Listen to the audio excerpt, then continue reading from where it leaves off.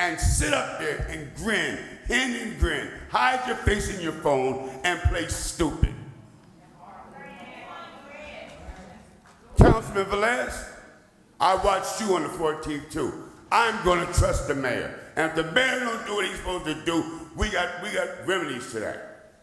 No, there's no remedy because you don't have the balls to create a remedy. Oh yeah, I'm back. I decided to come out of retirement. I decided to come back to this council because every voice that you make quiet, you get away with more shit. We're tired of it. Everyone in this room comes down to this council to get respect from this council. And what do we get? Lies, games, politicking, making deals, separating people off of committees because they don't want them there because they're going to ask the wrong question. No, it's over. It's over. And if I have to keep coming down to these meetings, I'm going to start bringing some forces with me. Because that's all you respect. Felix is missing. 2 police officers had him in their car. They failed to keep their body cams on. Why are these cops still on force? I believe one of those cops shot a boy in the back that was running away. What happened to the tools you have to investigate? You know why you don't investigate? I'm gonna tell you why you don't investigate. You haven't gotten the orders from the mayor. Let's tell them the truth. Let's stop bullshit. Let's stop playing like you don't understand what I'm saying to you. As a black man in Paterson, you're going to respect me. And you're not going to call no cop. You're not going to have me removed. Because having her you removed causes more problems than letting me speak.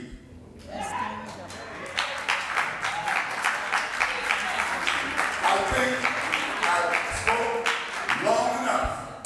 Because there are many people that have to speak. But in closing, let me say this. The bullshit is over. Have a good day, ladies. Thank you. Madam Clerk, is the timer working? Ryan is fixing it. It's working. All right, next speaker, please. Next speaker is Mr. Dave Gilmore.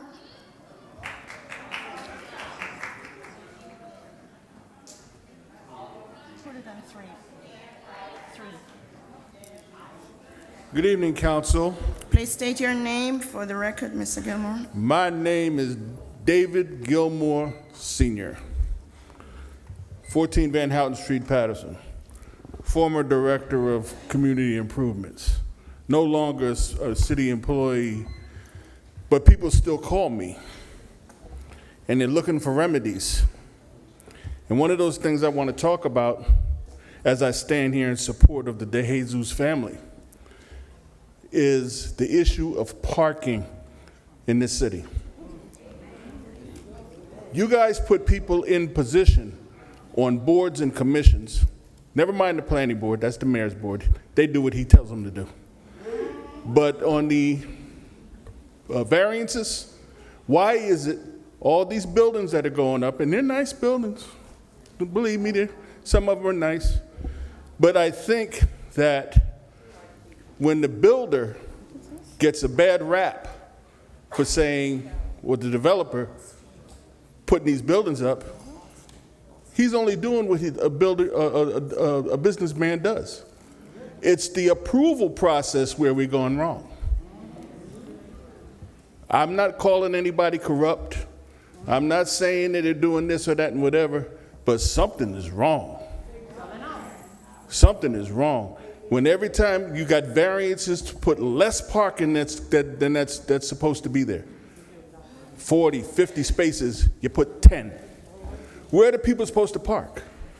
Lady called me the other day and wanted me to address this, and I promised her I would, because when she comes home from work in the middle of the night, she has to walk 3 and 4 blocks away, and she becomes prey for those animals lurking in the streets at night, looking for somebody to hit in the head.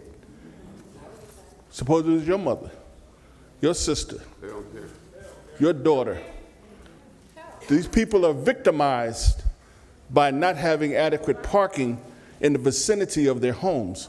And it's because of the variances that are approved to lower the number of parking spaces that are required in these buildings. Why? Tell me a good reason why. When you come in there and you don't meet the requirements, you should get the hell out. Come back when you meet the requirements. It's too many buildings, not enough spaces, and people are being victimized because they can't park near their home. Then you have the ones that have parked close to the hydrant, or close to the crosswalk, or close to the park stop sign, and they get tickets. People can't afford those tickets. You know, I'm an advocate for enforcement, but not unwarranted. People can't afford it. So stop approving all these buildings and the developments with all of these parking spaces that they don't have to meet. It's 1.5 units, 1.5 spaces per unit, and they're not meeting the requirements. In closing, please, at some point in time, be compassionate at the highest level for this family who's still waiting to get some response, waiting for the process violations that have occurred to be addressed, and or the tampering of evidence of the tape for the dispatch and or the body cams. Why? It's in your hands. Do something about it. Thank you. Thank you. Next speaker, Madam Clerk. Yes. Mr. President, the next speaker is Crystal Garcia and a Carol Austin. Please state your name for the records.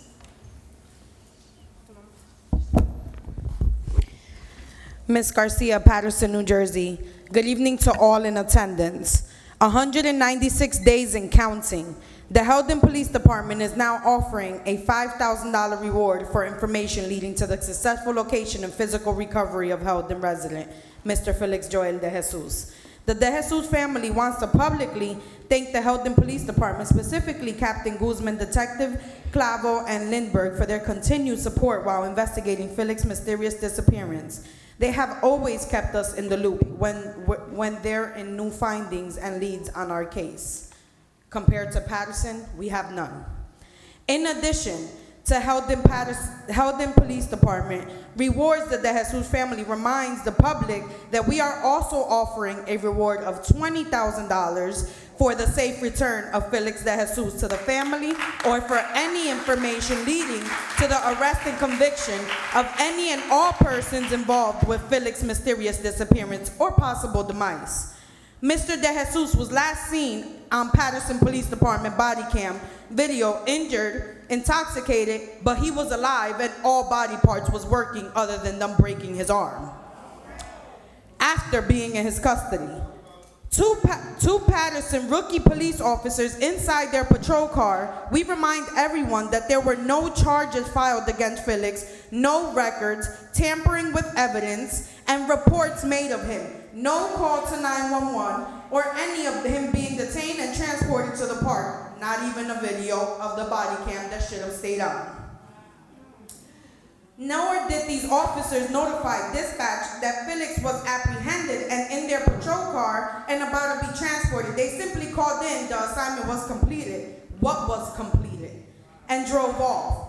Those officers allegedly left Felix abandoned at a Westside Park near the Passaic River on Front Street and Preakness Ave on a cold blue weather, freezing in a t-shirt when you were supposed to be picking up homeless and taking them to shelters. They left him to fend for himself. We don't have any police body cam videos of that drop-off neither, other than these 5 alleged witnesses. Anyone with information regarding this investigation is asked to urgently contact Captain Guzman, Jr. Heldon Public Affairs Officer or Detective Sergeant Timothy Lindbergh or Detective Christian Clavo at 973-790-4444, or simply submit your tip at tips@heldonpd.org. Members of the public with any information may also contact the Passaic County Prosecutor's Office tip line at 1-877-370-PCPO, or simply submit your tip at tips@PassaiCountyNewJersey.org. Or you may contact the Paterson Police Department Major Crimes Division at 973-321-1120. To the Paterson Police Department, why is the hearing phase of an IA investigation taking so long to conclude? We want and need to know what is the status results and what, if any, disciplinary actions has been taken against these officers, these two rookie officers. Stop the cover-up. We need transparency and accountability.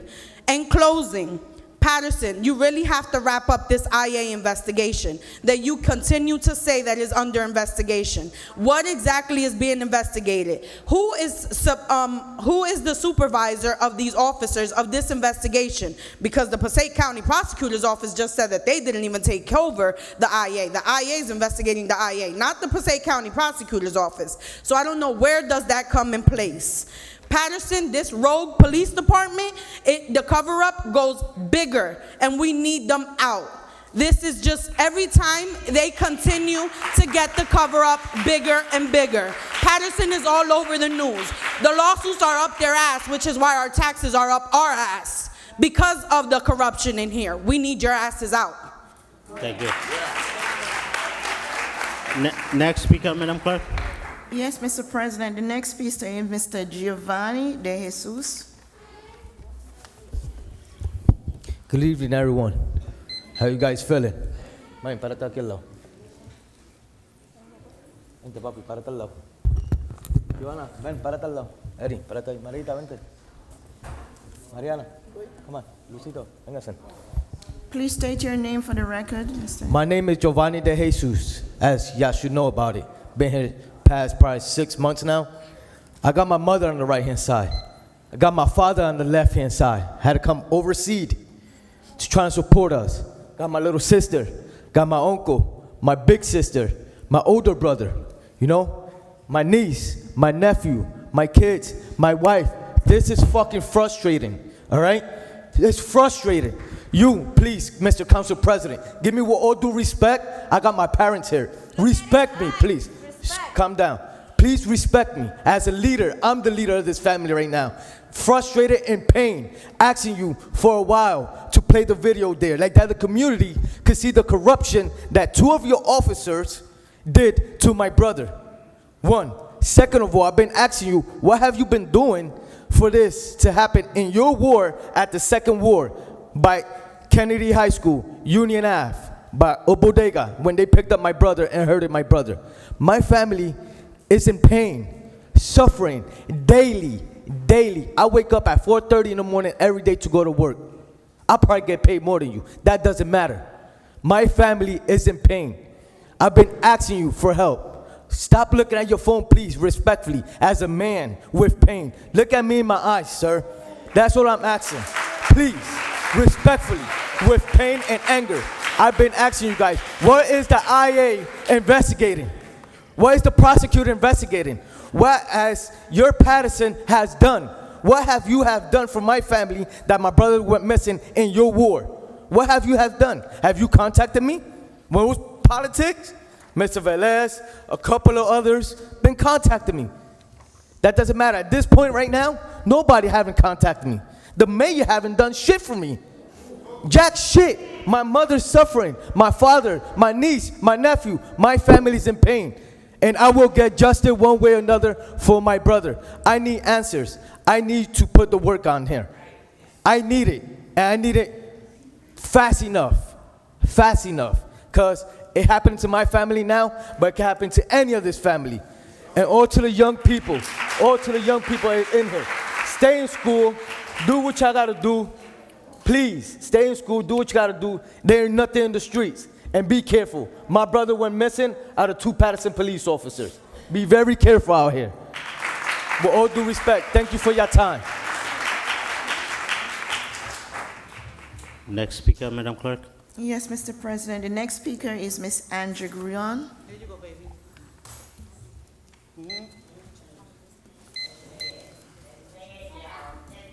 Oh, okay.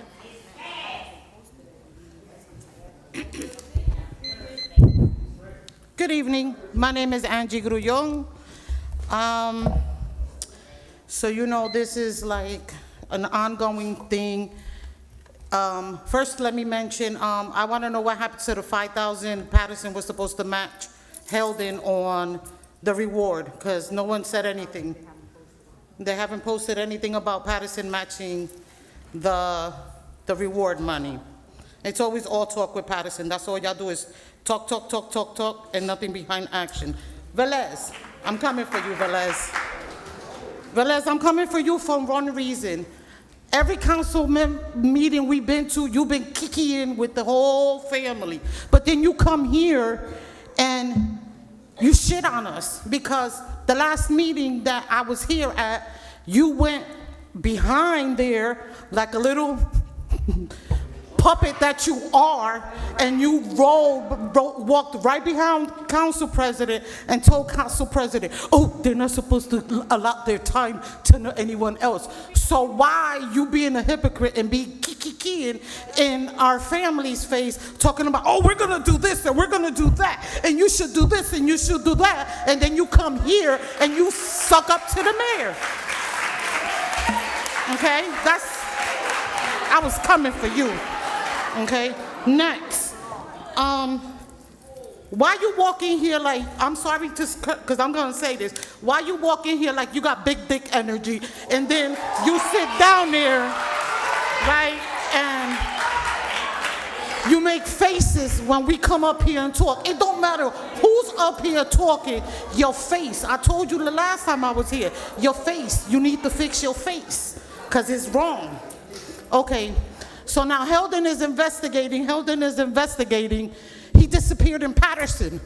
So Paterson is not being held accountable for the disappearance, because he suddenly disappeared like these 5 witnesses suddenly appeared.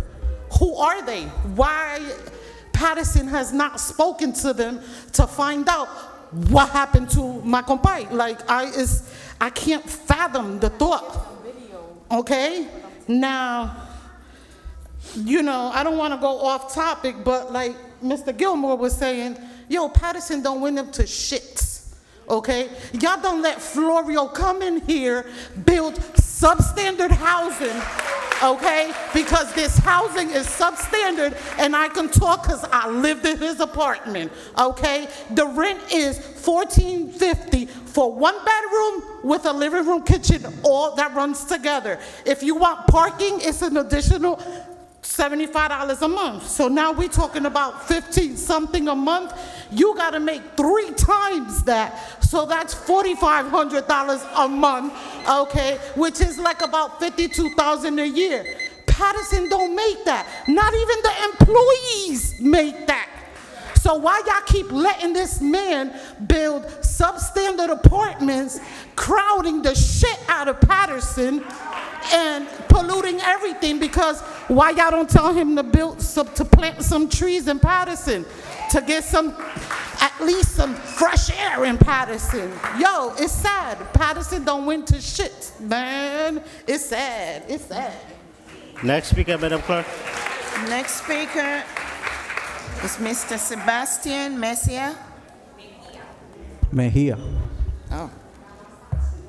Good evening, council. Good evening, public.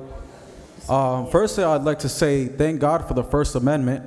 We wouldn't have this opportunity to have this conversation, let people express themselves how their heart desires. It's been 6 months since Felix de Jesus has disappeared. Since then, this family behind me, alongside me, has been coming here consistently to these city council chambers, seeking answers, seeking transparency from this administration and from the police department. I don't want the picture to be painted that we are anti-police, that we are anti-local government. We are pro-truth and accountability. That's what we're here for, consistently. And if you take offense to that, so be it. So be it. It really means nothing if you're for or against it. But what I do know is that the people responsible for the disappearance of Felix de Jesus will be brought to justice.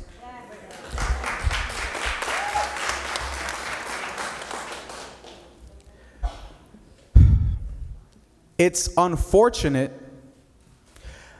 that we have a city full of young people. Some of them might actually aspire to become police officers. Some of them might actually aspire to become public servants.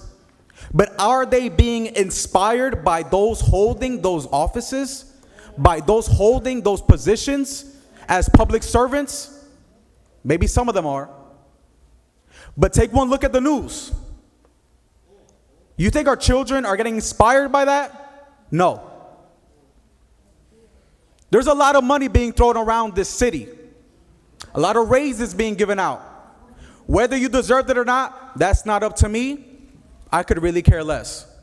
But let's see some of that money be put up towards a reward to find Felix de Jesus. For some information. It's absurd at this point.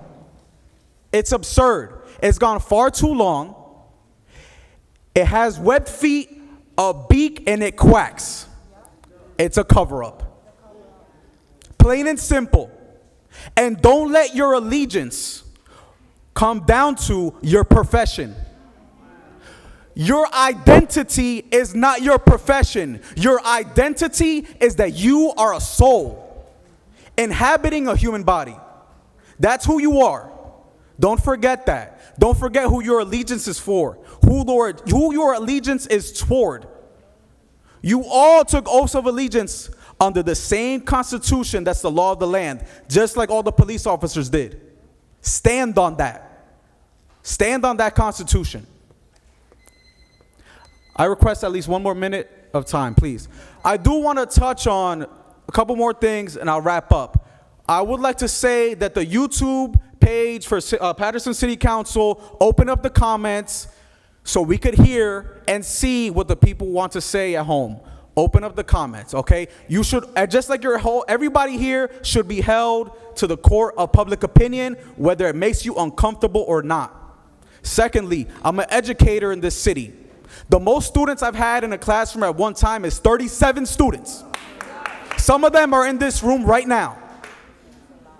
So why does it make sense, unless it's for financial gain, to put up these mixed-use commercial and residential buildings of low quality all around the city?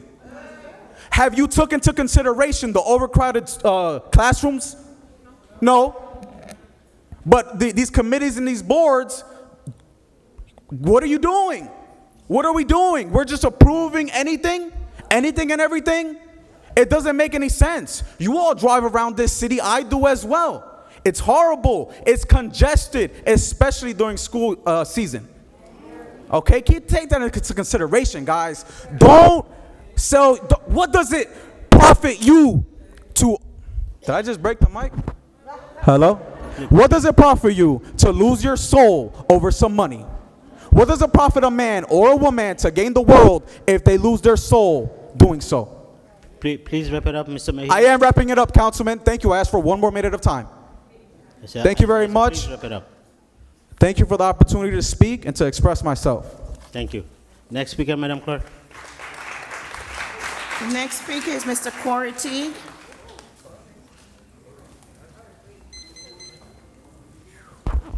Corey Teague, 65 Prince Street. I want to reference earlier, there was a powerful prayer that went forth earlier tonight. And in that prayer, there was a call for healing. The problem is, even though I agree with it, you cannot heal what you fail to address. Let's talk about wound care for about a minute and a half. If somebody has a wound, 'cause I used to be a diabetic. I'm no longer diabetic. But when a diabetic gets a wound, they first have to clean the wound. They have to cut off the dead skin or whatever is irritating the wound. They have to cut out the infection. Then they have to wrap up the wound and start a healing process after they cut out the cancer or whatever's there or whatever the infection is. Right now, 111 Broadway is an infection in this city. And if we don't get over there and start cutting away the bad apples, because there are some bad apples, as Sebastian Mejia said, this isn't an anti-police movement. But I can tell you right now, and if the officer was standing in front of me, I'd say it in front of him. There was an officer on the Paterson Police Department earlier this year who's good friends of mine. We were almost brothers. And he told me to my face, I went to his house. He said, some of my brothers in blue told me that my association with you may make it where if I have to call them in case of an emergency, they might take the scenic route instead of going straight to the situation. So he would have to now back away from me just because he doesn't want to lose that connection with his brothers in blue. And he knows I'm telling the truth. I say it right in front of him. That's why you haven't seen me hanging with certain folks. Because if you want to disown me for standing up for what's right, then I don't want to be bothered with you. I don't care who you are. I don't want to be bothered with you. Let me tell y'all something. I am not standing at this podium as a perfect man. I am not standing at this podium as a flawless man. I am not standing at this podium as a man who's never made mistakes and continues to make mistakes. I'm standing at this podium as a man that wants righteousness in this city. I'm a man that's standing up for a family, and let me say this, that's standing up for a family that reached out to me because they needed my help. Whoever reaches out to me is going to get my help. I don't care what your skin color is. I don't care what your skin color is. I don't care what your nationality is, what your religious beliefs are. I don't care what it is that you have going on in your personal life. If you call me for help, I'm going to be there to advocate for you, no matter what the condition is. Felix de Jesus went missing on February 2nd, 2022, over 6 months. He has not been found, and the only thing we know is that after a harrowing experience with 2 Paterson police officers, he disappeared. If you look at the body cam footage, you don't see any white shirts in the video. You see no supervisors there. You see no protocol being followed. All you hear is 10-12. What assignment was finished? There was no protocol. There was no call to the EMTs. There was no 911 call to have them come pick him up. They had no business putting him in the back of that car. They didn't read him his Miranda rights. They didn't do anything. To be honest with you, they did absolutely nothing. And what makes matters worse, we have no evidence or anything that we can even look at to see exactly what happened. And now they're expecting the family to come here and be calm and be complacent. You cannot tell grieving folks how to grieve. You cannot do that. I'm sorry. There comes a time, I'm an elected official, you are elected officials, but there comes a time when we have to stop being politicians and just be human beings. That's what this time is. This family doesn't want sympathy. All they want is somebody who's going to do the right thing. Am I right? Am I right or wrong? They just want somebody who's going to do the right thing. That's all I'm asking you. Do the right thing. Thank you. Next speaker, Madam Clerk. The next speaker is Miss Jamie Bland.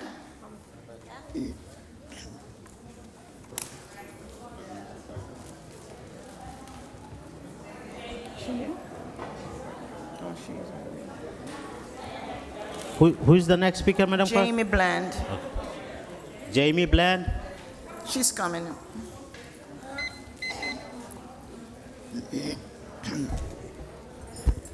Good evening, Council.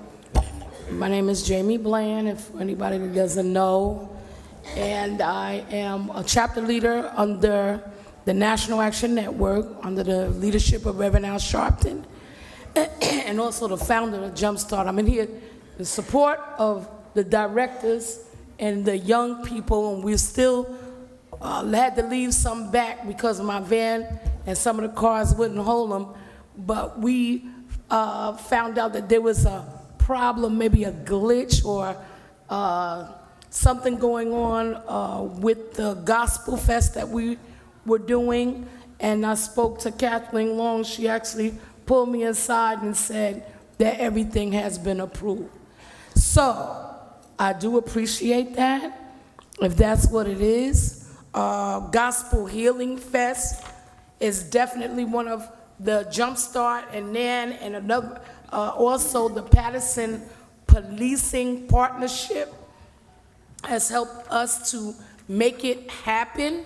But healing for this city is definitely a must for the adults, the youth, the cats, the dogs, because there's so much going on. So, the rats have taken over. However, I also wanted to say, you know, I just pray God find Felix Jesus. I pray God keep his hands over this city and keep us surrounded with love, because there's a lot of hate amongst the adults in this city. And these young people that are here, they're not in no trouble. They're not in no way.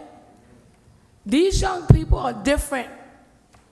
2022, they're a little bit different. They're a little humble. Sometimes they might come with a hoodie, but they not no shooters. They're not even thinking about fighting. They got a little social media thing going on back and forth, but we fixed that. So I want to say to the police officers that everything shaking and moving is definitely not a criminal. So I need them to take the therapeutic approach before you come at our children, our young people, because everybody, just got a call from one of the young men that was a part of Jumpstart, and he's going to be a cop. So I had the Port Authority call me, and I was so proud because we need more Afro-American young people to be police. Amen. But I just want everybody to remember the police, and I know you are listening or watching, that we are watching you as well. So take care of our people. We need you to take care. Be like uncles when it comes to these young people, because they're not criminals. So my heart and my prayers go up to the Cooper young man, bringing it to there, because he didn't have a gun, and he was gunned down in the back. So I'm scared every day for these young people, and I want people to continue to support us. I very seldom come here unless there's a phone call or a true problem. But if you have the passion to make change, and you looking for somebody to make change, look in that mirror.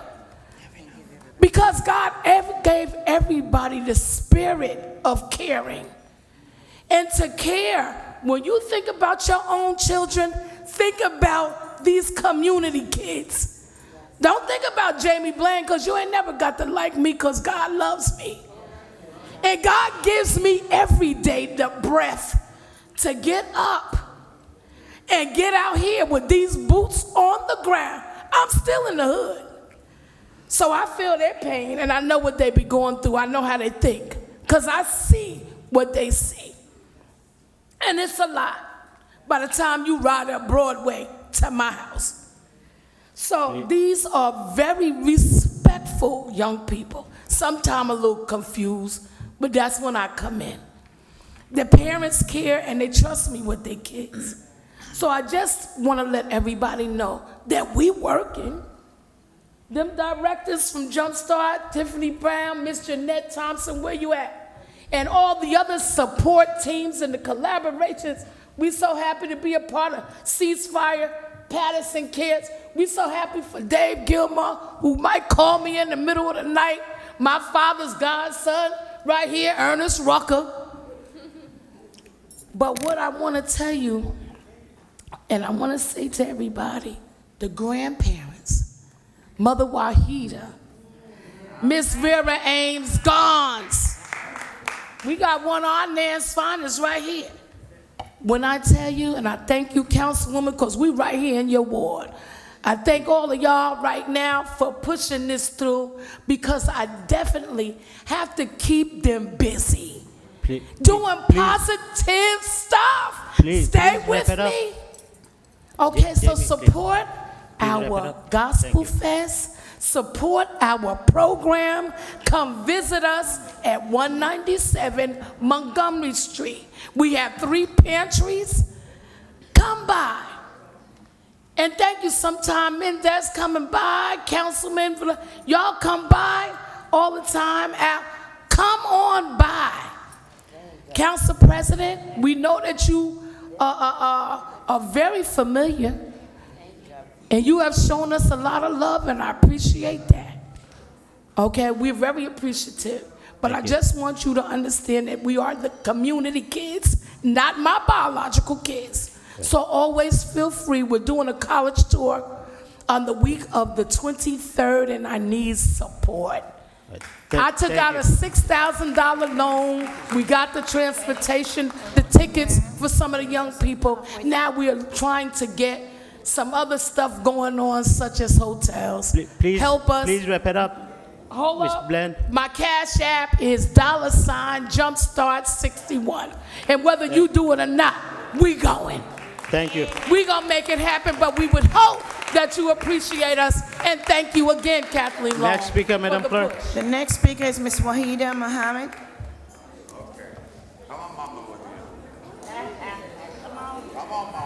All right, Miss Muhammad. Hey, baby. Hey, that girl.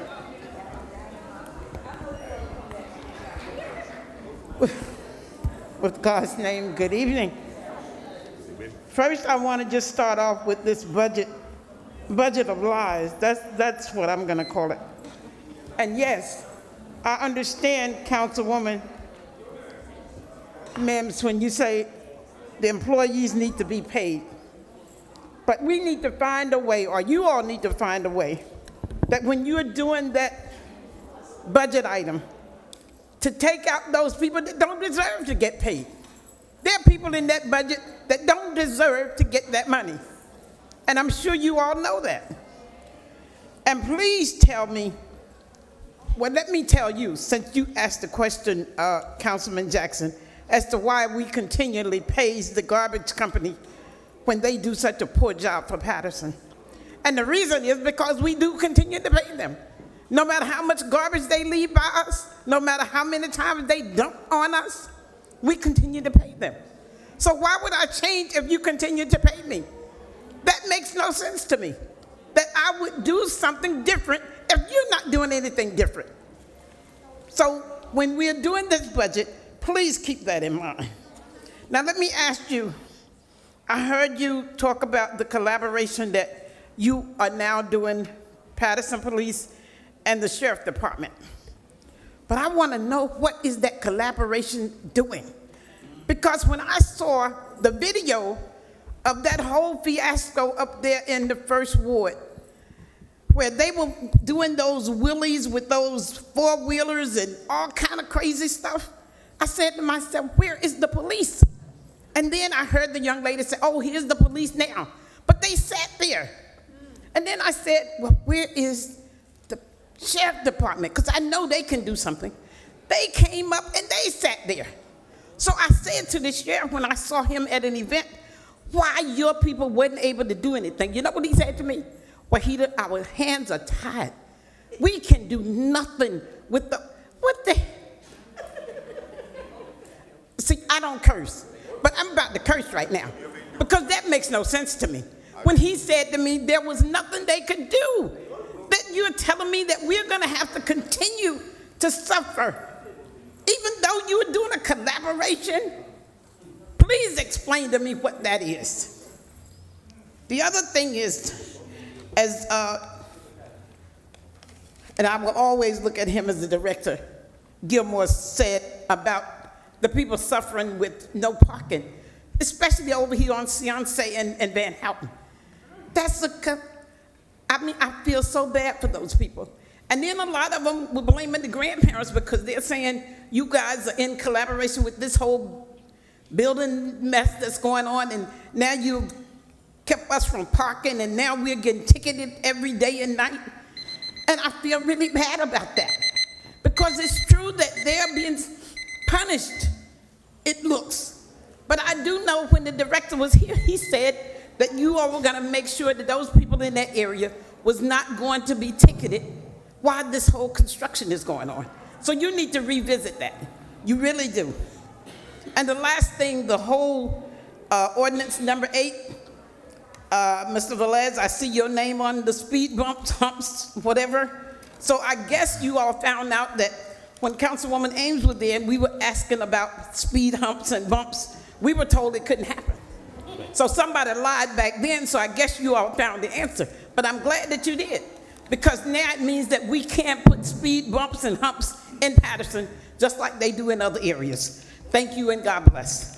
Thank you. Next speaker, The Madam Clerk. next speaker is Mr. Bilal Hakim.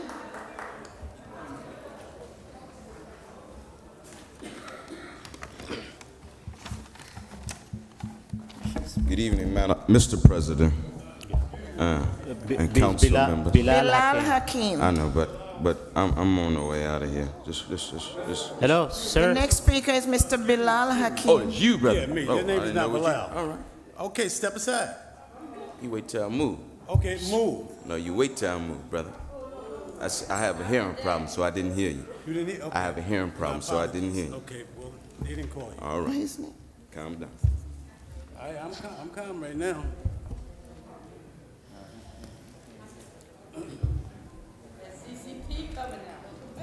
Mr. Hakim, please proceed. Yeah, Jen, just sit the bag down, sir. First of all, I wanted to just say, the Jesus family, come up here. Yeah, come up here with them signs. We need to be standing in solidarity with this family. Mayor Andre Sayer, he may be home watching, but he can, if not, see it. Mayor Andre Sayer does not care about black people. Did you hear what I said? I'm gonna say it again. Mayor Andre Sayer does not care about black people, and obviously he doesn't care about the poor striving Boricua either. And we must do something about it. When I say we must do something about it, I'm not talking about the ancestors of Stephen from Django that got together and was saying that they were representing the best interests of the so-called black community. And the next time I come, I will give their names. Yes. Muhammad Ali, the great boxer, may the mercy of God forever be on for his good in the earth, was at the home of Minister Louis Farrakhan in Chicago, visiting, and he kept saying, and I quote, and thank God for the First Amendment. I'm going to express this here, and I don't normally do this, but this got to be said. He kept saying, "You are still a N-I-G-G-E-R, a nigger." He kept repeating it. And the minister, Farrakhan, said, "Ali, don't say that." And Ali explained that no matter what your achievements are, you are still considered a nigger. Yes, in this country. What does the N-word mean? It means that you are less. You are not a human being. It means you are an animal. It means you deserve the worst of what it is left over. It means you are not equal. It means you are undeserving of respect. It's a word that has been codified in law for over 500 years when it came to addressing people of African ancestry. The mayor, Andre Sayer, is the chief official of this here city. And by executive order, he could up the pay range scale of all the city workers who are living from paycheck to paycheck. He could do that. This is why I say he don't care. He don't care. It does not matter how many token positions or unpowerful appointments people have. It's only window dressing, people. You need to know that. It's nothing but window dressing. We live in a time when machines are held in esteem and everyone wants to party. I'm wrapping up, sir. Thank you. The people are always more powerful than any machine and any party. Let us stop all this damn blind following a party and machines. We can break their backs. The developers are building with no regard for character of the neighborhoods. They're following the letter of the law. But I asked a developer, would you do this in your community? Would you do this in your neighborhood? And know what he said? No, I wouldn't do it because the community wouldn't allow it. They're ethically wrong. They're morally wrong. You all know that it's ethically and morally wrong what's going on because we're changing the very character of neighborhoods. Last but not least, and I'm off of here because I have more and you can't get it all off here. Those people that are running for the Board of Education, this message is for every last one of you that are running for re-election and hoping to unseat. You must speak to the case of Felix de Jesus. You must speak to that issue. Why? Because it is a violent act for a person to come up missing like that and his family grieves like this here. As miseducation is a violent act, it correlates. Otherwise, you better sit your ass down. And I'm not cussing. The word is in the dictionary. And if they don't like me using the word, tell them to remove the dictionary from out of the public school system that they sanction for our children to review. Let's stand with this family, more activists, more organization, all of you, Sigmas, Deltas, all of you. You need to stand up. On Friday, Mayor Ras Baraka is joining forces with the community to address violence. This is a violent act what has happened to this here family. And we got to get ourselves together. All of you. We talking about these collaborations and everything, ceasefire and all that. That all sound nice and everything. It's trying to stand up. It's time for us to fight back. Thank you, Bilar. And we got to make this place ungovernable. Next speaker, Madam Clerk. Yes, Mr. President. The next speaker is Miss Sylvia Farrar.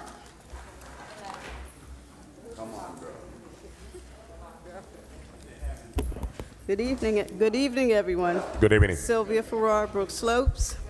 I'm here to speak on the pilot program. It's not on the agenda this evening, but I am here still to speak about the pilot program at Brook Slopes, and we're hoping that program will continue. There's so many things here. I found out that I had a question last week, and I found the answer to it. It was the marijuana distribution placed on 20 there.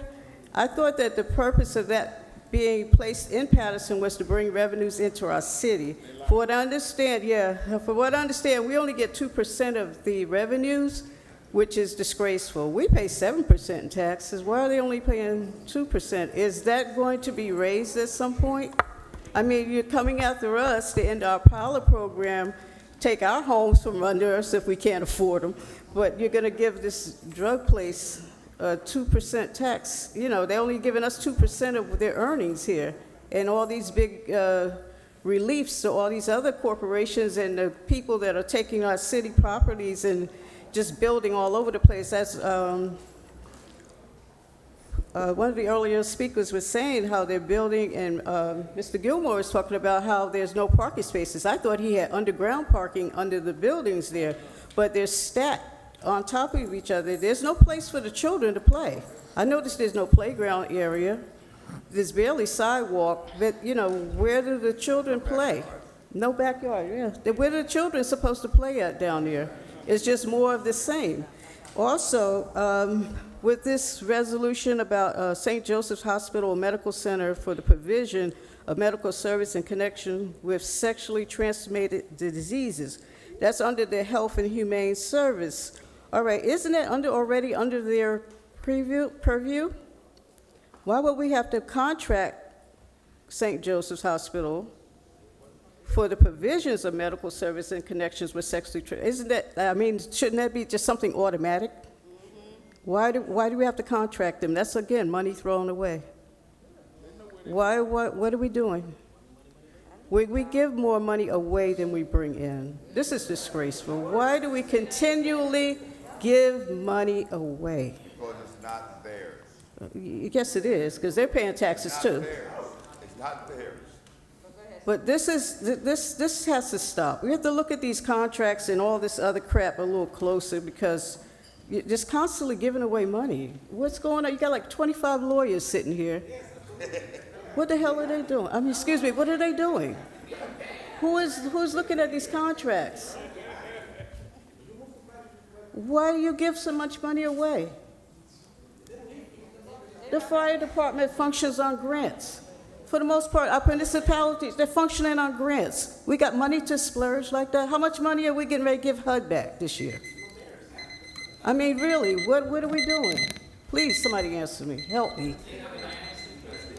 Is the marijuana place gonna be charged, give us more money? What's happening with Please that? wrap it up, ma'am. I want to ask Mr. Falez, or who's in charge of the marijuana place on 20? The mayor? So he can increase what we get. Ma'am, please wrap it up, ma'am. I'm asking the question. I'm listening for an answer now. This is not a question and answer session, ma'am. But It's a public portion. Somebody will answer you. End of the public portion. Okay. So I have to go to the mayor to find out when Yes, they're going thank you. to give us more money. Okay. About this contract with St. Joseph's Hospital, what is this? Through the Ma'am, council president? please wrap it up, ma'am. Okay, but through the president, I'm asking the financial committee, why are we paying St. Joseph's Hospital? Why are we going to contract them to do something they're supposed to do already? Ma'am, can you please wrap it up? Are you done, ma'am? I asked the question. Madam BA will answer you on the side, ma'am. Madam BA will answer you, ma'am. But is this a public forum? Yes, it is, but we will, let's finish the public portion. Next speaker, Madam Clerk. The next speaker is Rocky. I'll bring it to the public when I get the answer. Where's Al and Davila? Oh, so can we wait for them? Because this is an all council. We have a quorum to continue with the meeting. I need them here because that's councilman at large, right? Yes, She's but over the whole. we have a. No. I want them here. Well- Remember, I elected you guys. Yous work for me. And my children were violated, so I want my council people here. Okay, I want my council people here. My children were violated. I want them here. Okay, they went on a break, ma'am. So then we'll wait. Okay, continue. Then okay, step aside. I'll continue with the next speaker. I want them here. My children were violated. Can you turn If the your timer children on, were ma'am? violated, you'd want to be listened to, right? I understand. We have a quorum to continue with And the my meeting. decorum is I want them here. Y'all work for me. I elected you. I'm a taxpayer. I'm a resident. President, is that me? Thank you. Make sure somebody will get, we'll get them here. Just wait a minute.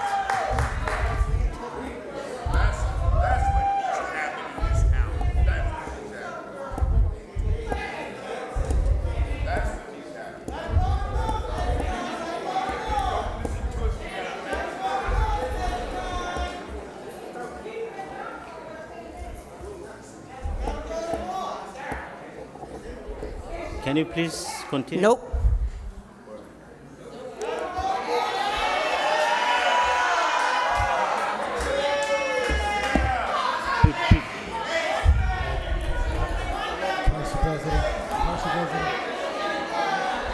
Okay, can you continue? No. Can you turn the timer on, please? I told you I'd walk out. Council President. I told you I'd walk out. Yes. But I want her here. She's at large. Council President. Council President. I don't know. You could hear me. Council President, hold on, no, can we just move to the next speaker till Can the you council hold comes on, out? That's why she asked. Council President. Council President. Mrs. Amador. Eyewitness. I went back there. Eyewitness. I went back there. She having her lunch at this time.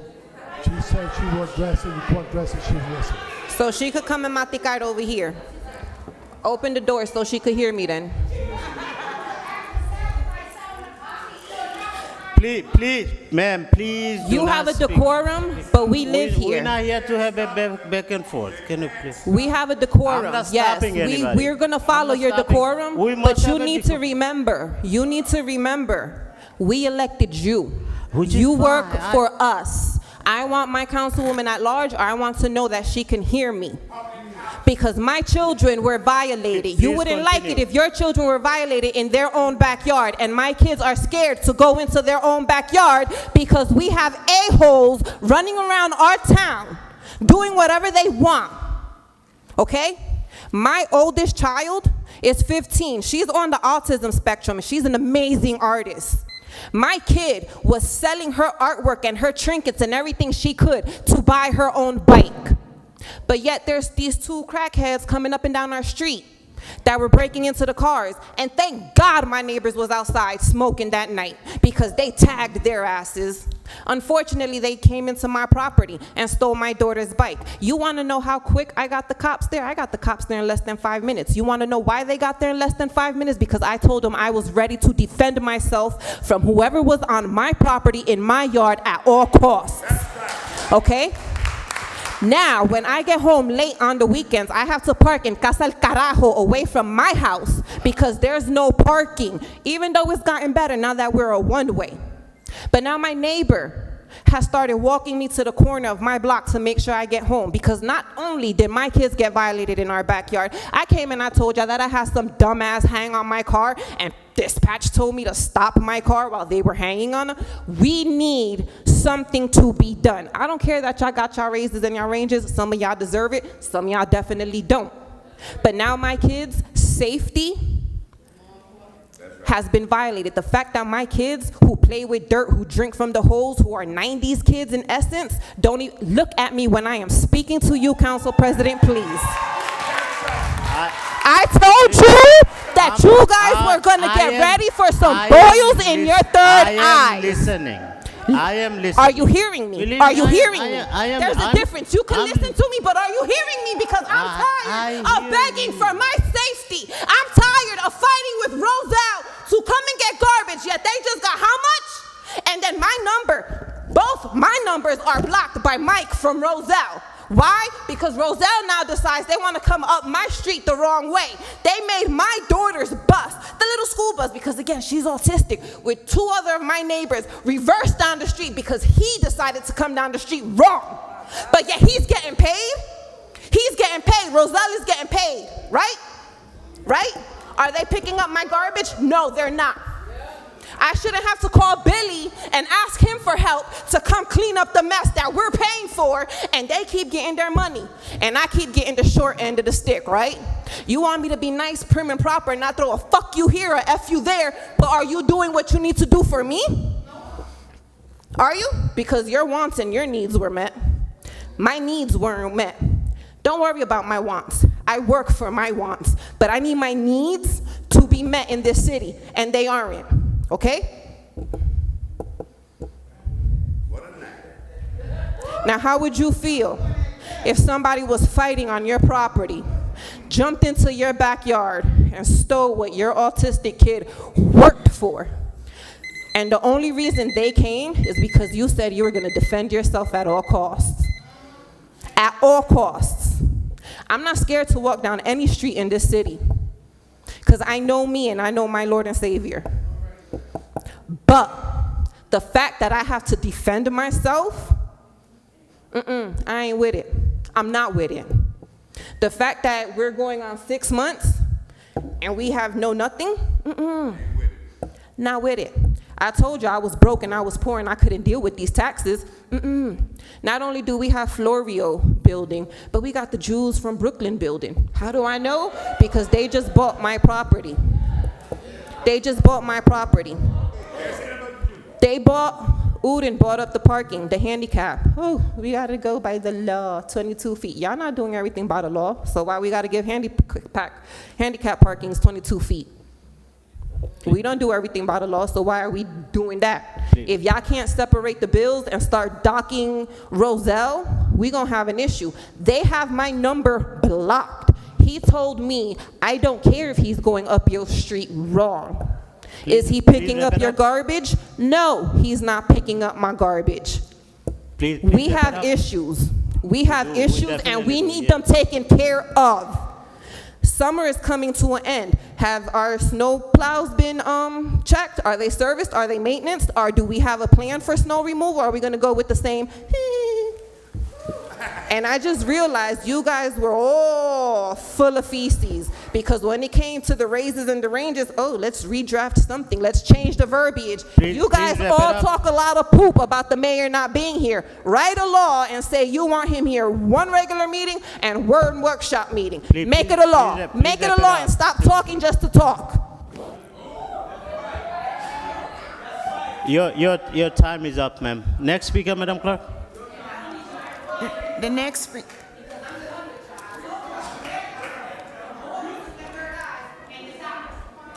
speaker is Princess Reeves. Thank you.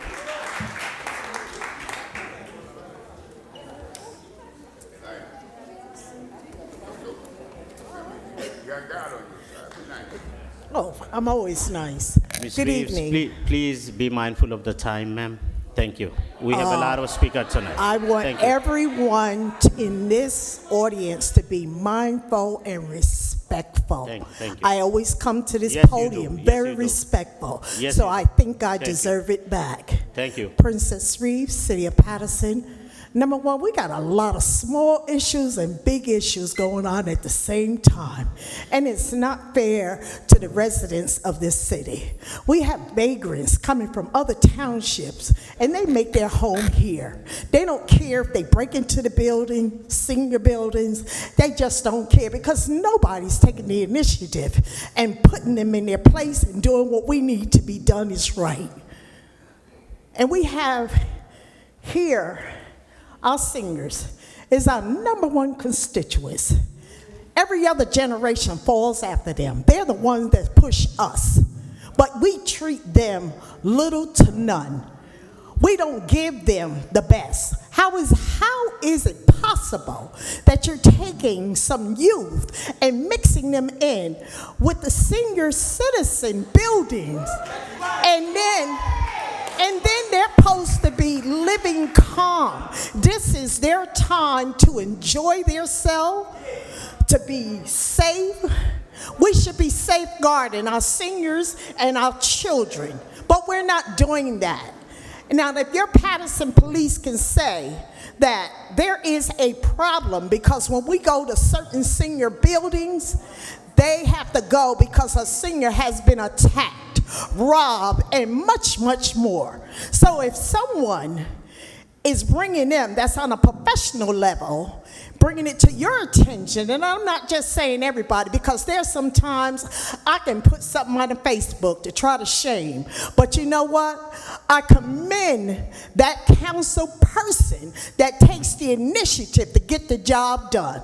The senior said her grass was so high. She said, I'd like to see the traffic going by. And Miss Princess, I'd like to see you, because you stop, you talk, you address my needs, and you try to go out and help me. That should never be. A senior should never. But you know what? There is some of our council members that will take the initiative, and they pick up that phone and said, wait a minute, I'm going to get the job done. I call Mike all the time, so I'm going to give him his credit. I call Mrs. Cotton, Miss Mims, and some other people.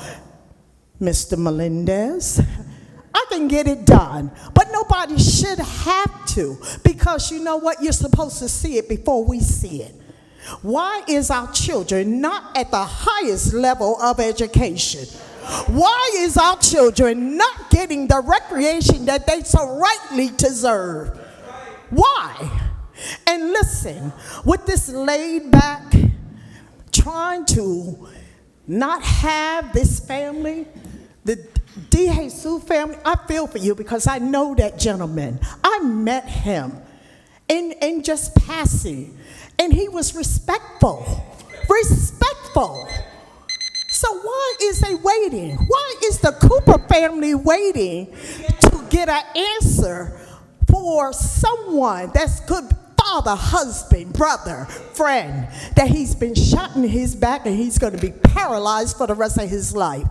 Now, we got to go on our Facebook and we see all this mess. I don't like to look at it.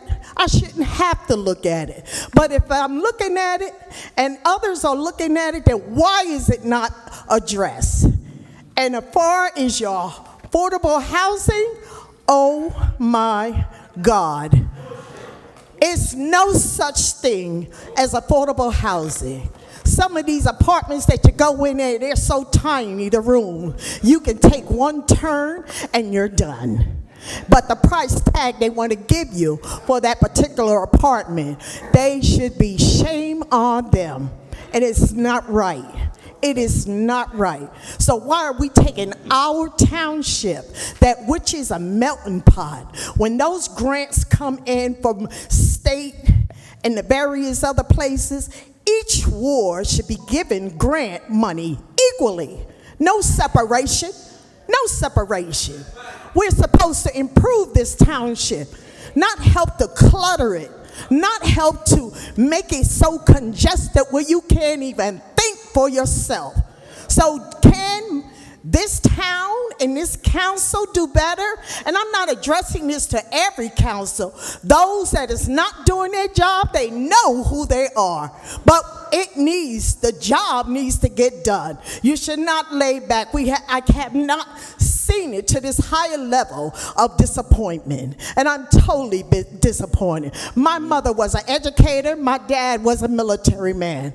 I'm a middle child out of 17. So yes, I caught it from both ends. So when it comes time to be strong, to be articulate, I'm going to do that. And I'm going to speak for those that don't have a voice. So I will be coming back out, making my appearance again. I want you all to have a good night, but I want you to go home, lay down, and think about all the issues that has been put before you this evening.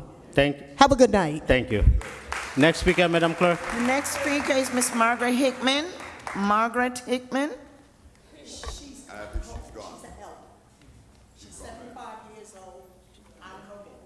Okay, thank you. Next speaker. The next speaker is Miss Winnie Harrison. Miss Harrison.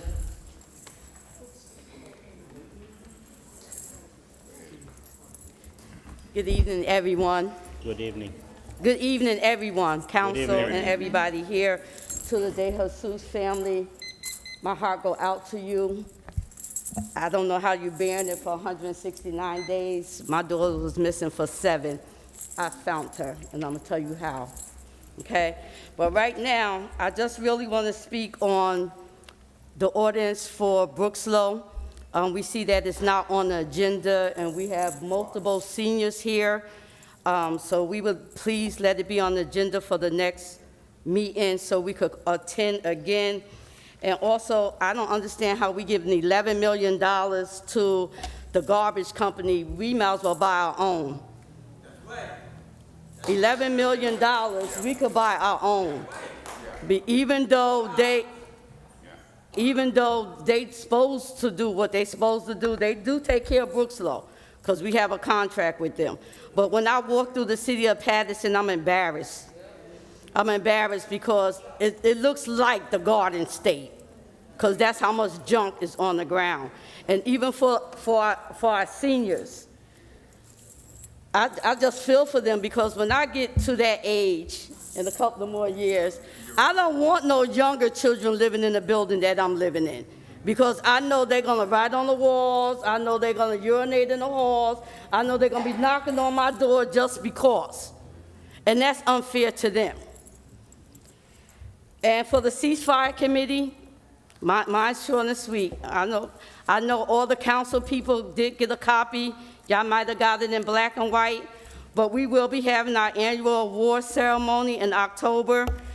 Please try to attend, and please try to donate, because out of our committee, we don't get paid to do this. We do this because we love our community. And even though the statistics for gun violence has gone up because of our chief of police, because he's not doing what he's supposed to do, because our chief of police is not doing what he's supposed to do, and the city of Paterson is going downhill, you see a lot more gun violence. So our Ceasefire Committee do go out, and we do go around each community in the city of Paterson on certain days. So we would like for y'all to attend and support us, because it's a nonprofit organization.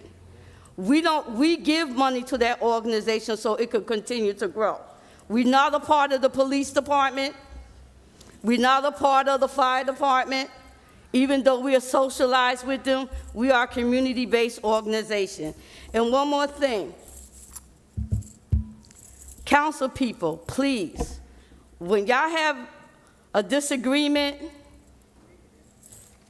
take it behind the doors, because it is so embarrassing to us when somebody from Irvington calls and tells me, your city council going off.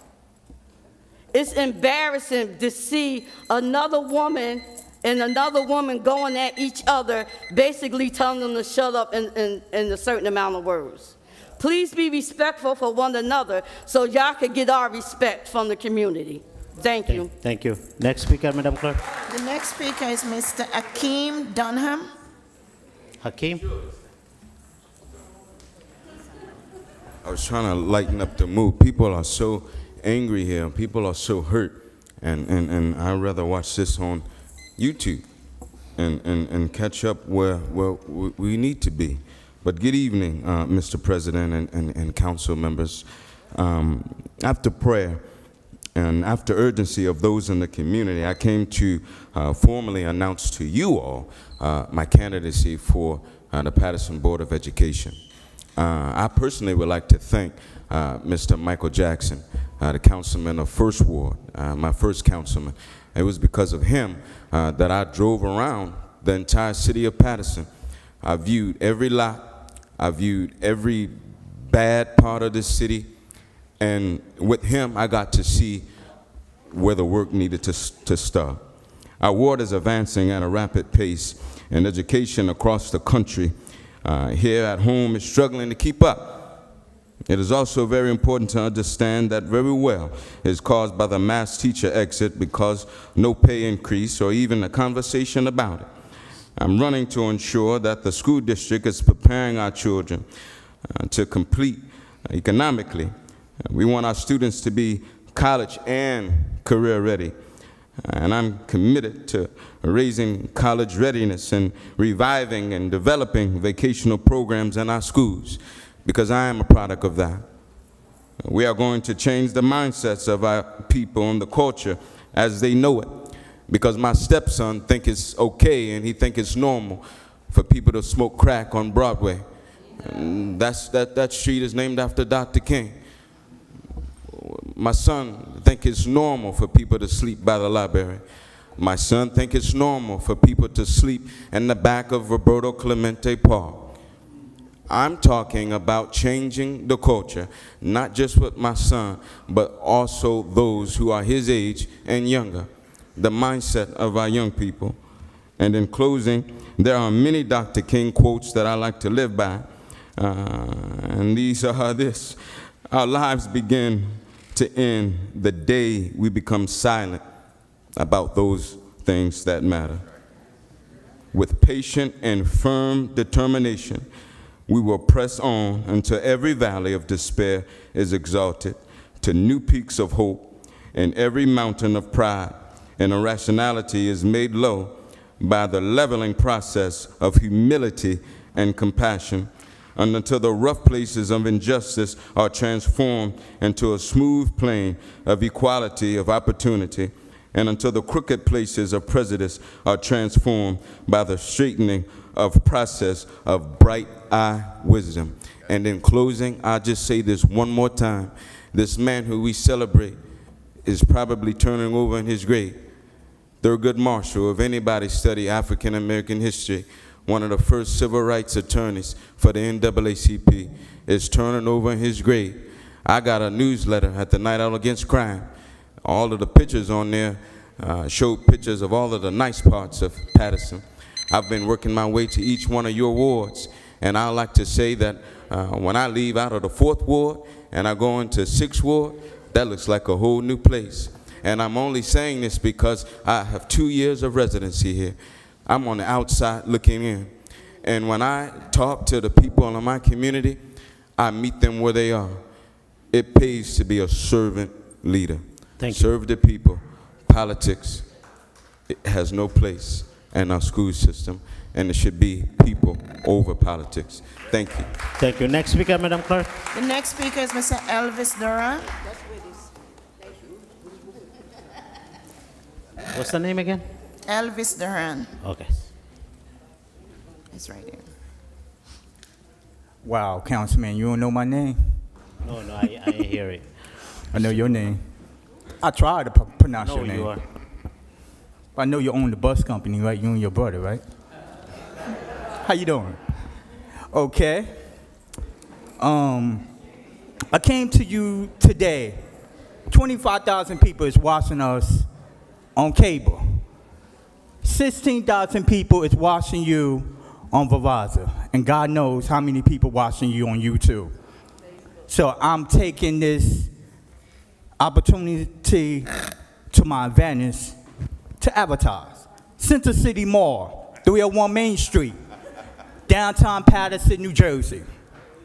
Back to school shoppers. Back to school shoppers. We got a uniform place inside Center City Mall. Oh yeah. I'm asking the city of Paterson, New Jersey, Passaic County, go and get your children uniform at Center City Mall on 301 Main Street, downtown Paterson, New Jersey. Also, Smoking Crab and Seafood, the best seafood restaurant in the world. We got karaoke night inside Center City Mall starting Friday, August 26, 2022, 6:30 p.m. to 10 p.m. We inviting everyone to come out. City Council, Mayor, Governor, come out. Bring your money. Spend some money. Let's eat. Okay? They got the best seafood restaurant in the world inside Center City Mall on 301 Main Street, downtown Paterson, New Jersey, on level U. Anybody that's looking for a home church, or you looking to visit a church on Sundays at 11:45 a.m. Redeem Fellowship Center, 292 North 8th Street, Prospect Park, New Jersey. My pastor, Pastor Brenda Davis Gilbert. We welcome each and every one of you every Sunday, 11:45 a.m. Let's give Jesus some praise. It's all about Jesus Christ. Feel me? Good night. Thank you. Next speaker, Madam Clerk. The next speaker is Mr. Takia Willis. What's the name again? Takia Willis. Is that the person we were looking? Takia Willis. Yes,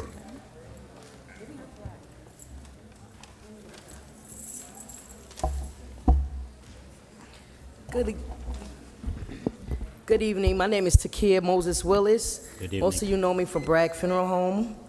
We are here just to let you know about that. We are giving a congenital heart defect walk for the children that were born with heart defects and can't be repaired. We're just looking for support from the city of Paterson to come out and walk with us on September 10th, 2022. The walk starts at 11 a.m. We're also looking for donation for bouncy houses and food for the kids, hamburgers and hot dogs for these children that are suffering and their families that's suffering with financial burdens like us. Some of these families, like ourselves, have not been able to go to work because our kids stay in the hospital for days and weeks on time.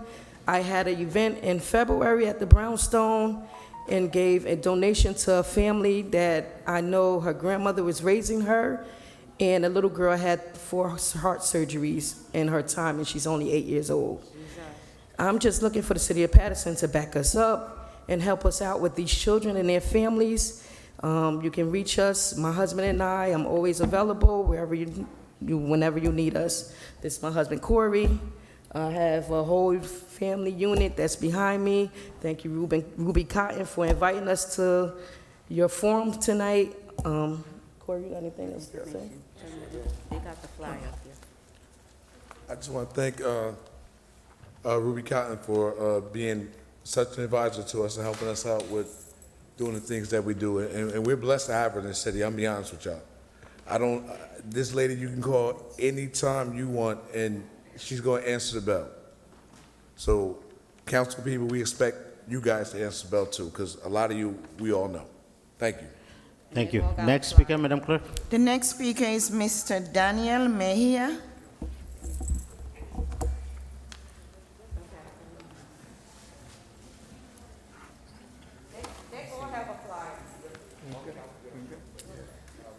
Yes, sir.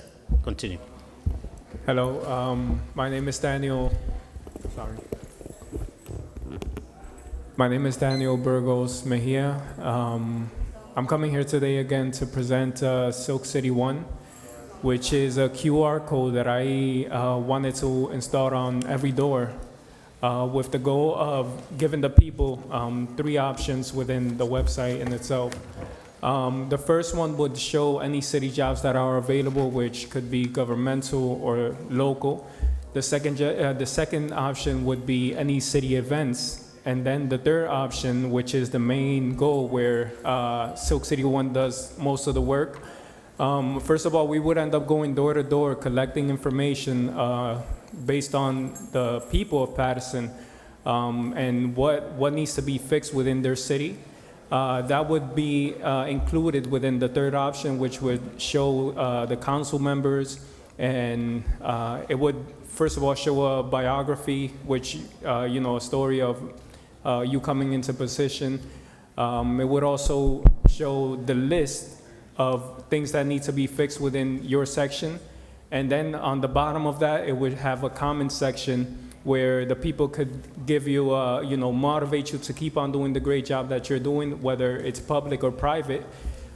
But if you're not doing your job, then the people would also use that same platform. And then from there, based on the law of recall referendum, if by gaining the votes of 25% of registered voters, they could start the process of removing the people.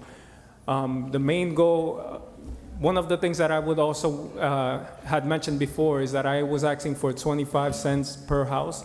That's basically $250,000 at the end of the year. That would help me to do more jobs which I was planning to mention. One of the things that I wanted to do in the city is the Great Falls. Back then, people could swim on it. And for that to happen, we would have to, first of all, I'm not sure if you guys know about hydroponics, which is basically putting plants which could be used to feed the people within the schools. And then, I'm so sorry. I just want to promote the Silk City 1 at the moment. You could send me an email at silkcitywork@gmail.com. So I could send you a petition which you could sign online, and I'll be starting this week to go door to door and get the signatures as well. Thank you. Thank you. Next speaker, Madam Clerk. There are no more speakers, Mr. President. Move to close. Move to close by Second. Councilman Abdulaziz, second by Councilwoman Davila and Mendez. Roll call, Madam Clerk, to close the public portion. Roll call to close the public portion of the regular meeting of August 16th. Councilman Abdulaziz. Thank you, Madam Clerk. Madam BA, before the family leaves, Hello. something that needs to be done, and I agree. Hailden put a reward. Paterson should match or double it. We need, that's something that this city could do. I just gave up a $6,200 raise from my salary. You could use that money for the reward. Someone does know something out there. There's 2 ways to get out of West Side Park. There's hundreds and thousands of residents. Hailden put up the money, the city could probably double it up, all right? And I'm actually saying my raise, $6,299 that I gave up, could go towards that, Mr. CFO, because it's in the budget. They're going to use it somewhere else. I'm asking for it to go that way.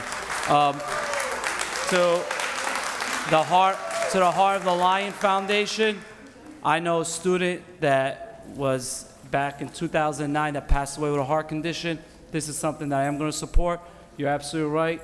Ruby Khan is a fantastic person. I'm going to be pairing up with her, and we'll get there. My vote is yes. And please excuse me, I do have to use the bathroom. I know I get up a lot, but I got to. Thank you, Councilman. Councilwoman Cotton? And he gets up a lot, and he's a young man, isn't he? I just had to throw that out there. Like, I just want to say, we had quite a few speakers today, and especially to the Felix Dehisu family. I don't have no answers. They haven't told me anything. I hear what Al said. I remember something happened before, and we asked if we could do reward money. We were told by the police department that we could not do it. I don't know. Sometimes you get something yes, sometimes they say no. You're not sure. So I like what he's saying, but I would, what I find now is that you have to do a paper trail of everything. You don't know if anybody, just send out mass emails, all over the country, all over to attorney generals, all over everywhere. Because seems like to me somebody knows something, we just don't know. I'm still praying. I remember someone said, Ruby, you know what, God helps me to help you.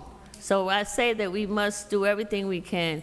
And all of us sitting here as council people do feel the pain, do feel the everything that's going on. And I'm praying that that we see him again. I'm praying dearly. Huh? Oh, I'm sorry. I just want to say to Jamie Bland, she was here with the Gospel Fest. If you went last year, it was absolutely wonderful. And it is. Sometimes I find. What? Sometimes, no, wait a minute. Sometimes I just say that sometimes people, we do have to feel good sometimes. And I can truly say,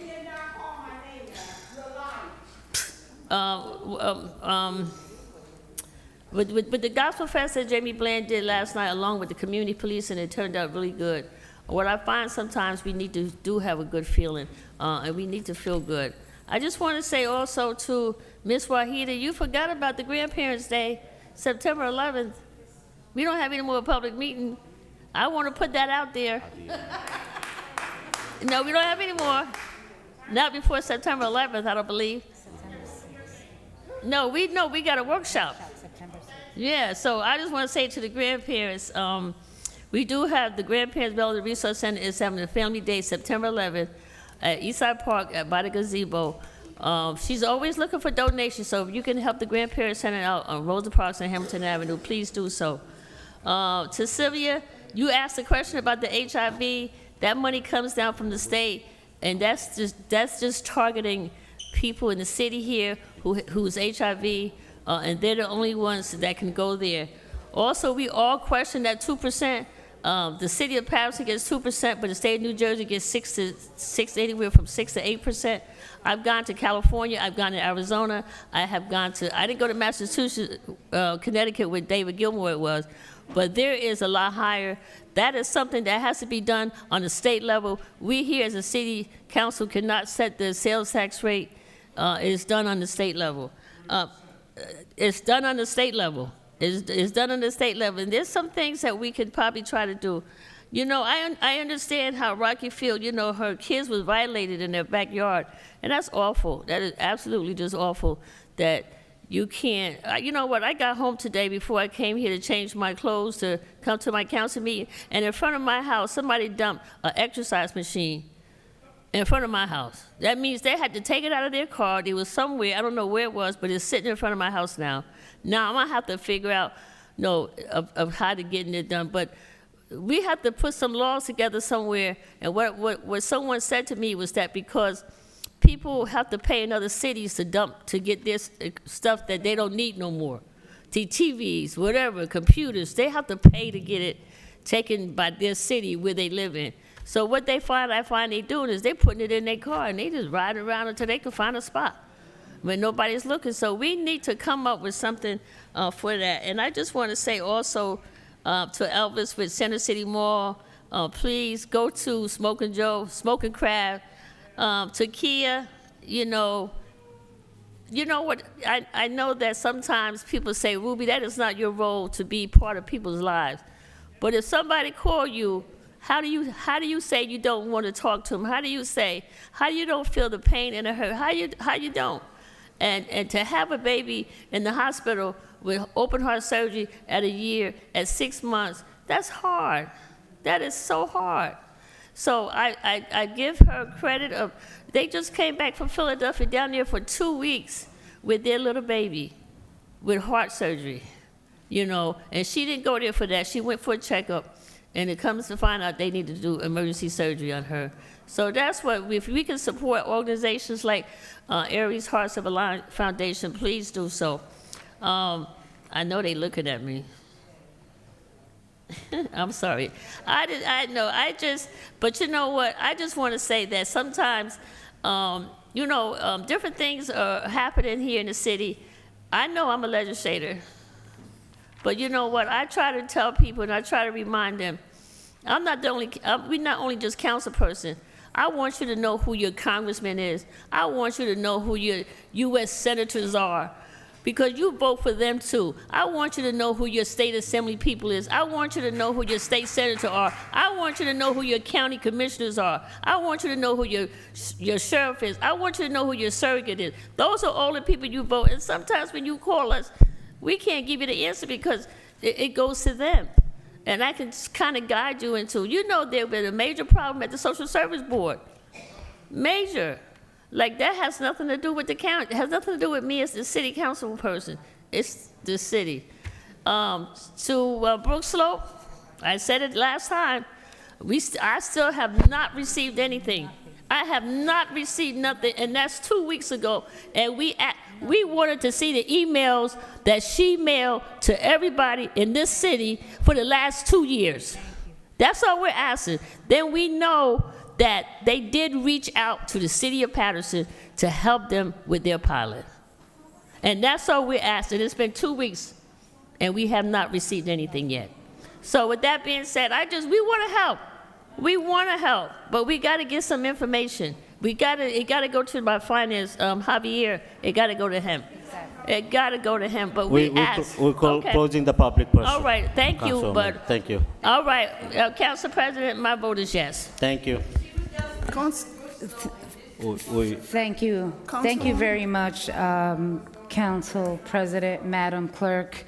To start off, again, Madam BA, in terms of the Felix de Jesus family and the reward, I'd like to know who said that if Paterson was going to be doing a matching fund, who said that it can't happen? That's number one. Number two, I'm in agreement with Councilman Abdelaziz, and I believe that also probably through the police department, through forfeiture fund, something, that there is a way that monies can be put towards the reward. And again, okay. We're closing the public portion, Councilwoman. So, Madam BA, please, I want an email in writing, Corporation Council, okay? Okay. The other thing that I wanted to just say, as the chair of finance, and Councilwoman Cotton just said it, we asked the manager in front of everyone that was here to provide the information that she said that she sent to the city. 2 weeks, we have not received one thing. In finance, I asked the CFO about the information. I saw a letter from the lawyer just addressing and wanting to have a conversation. That was it.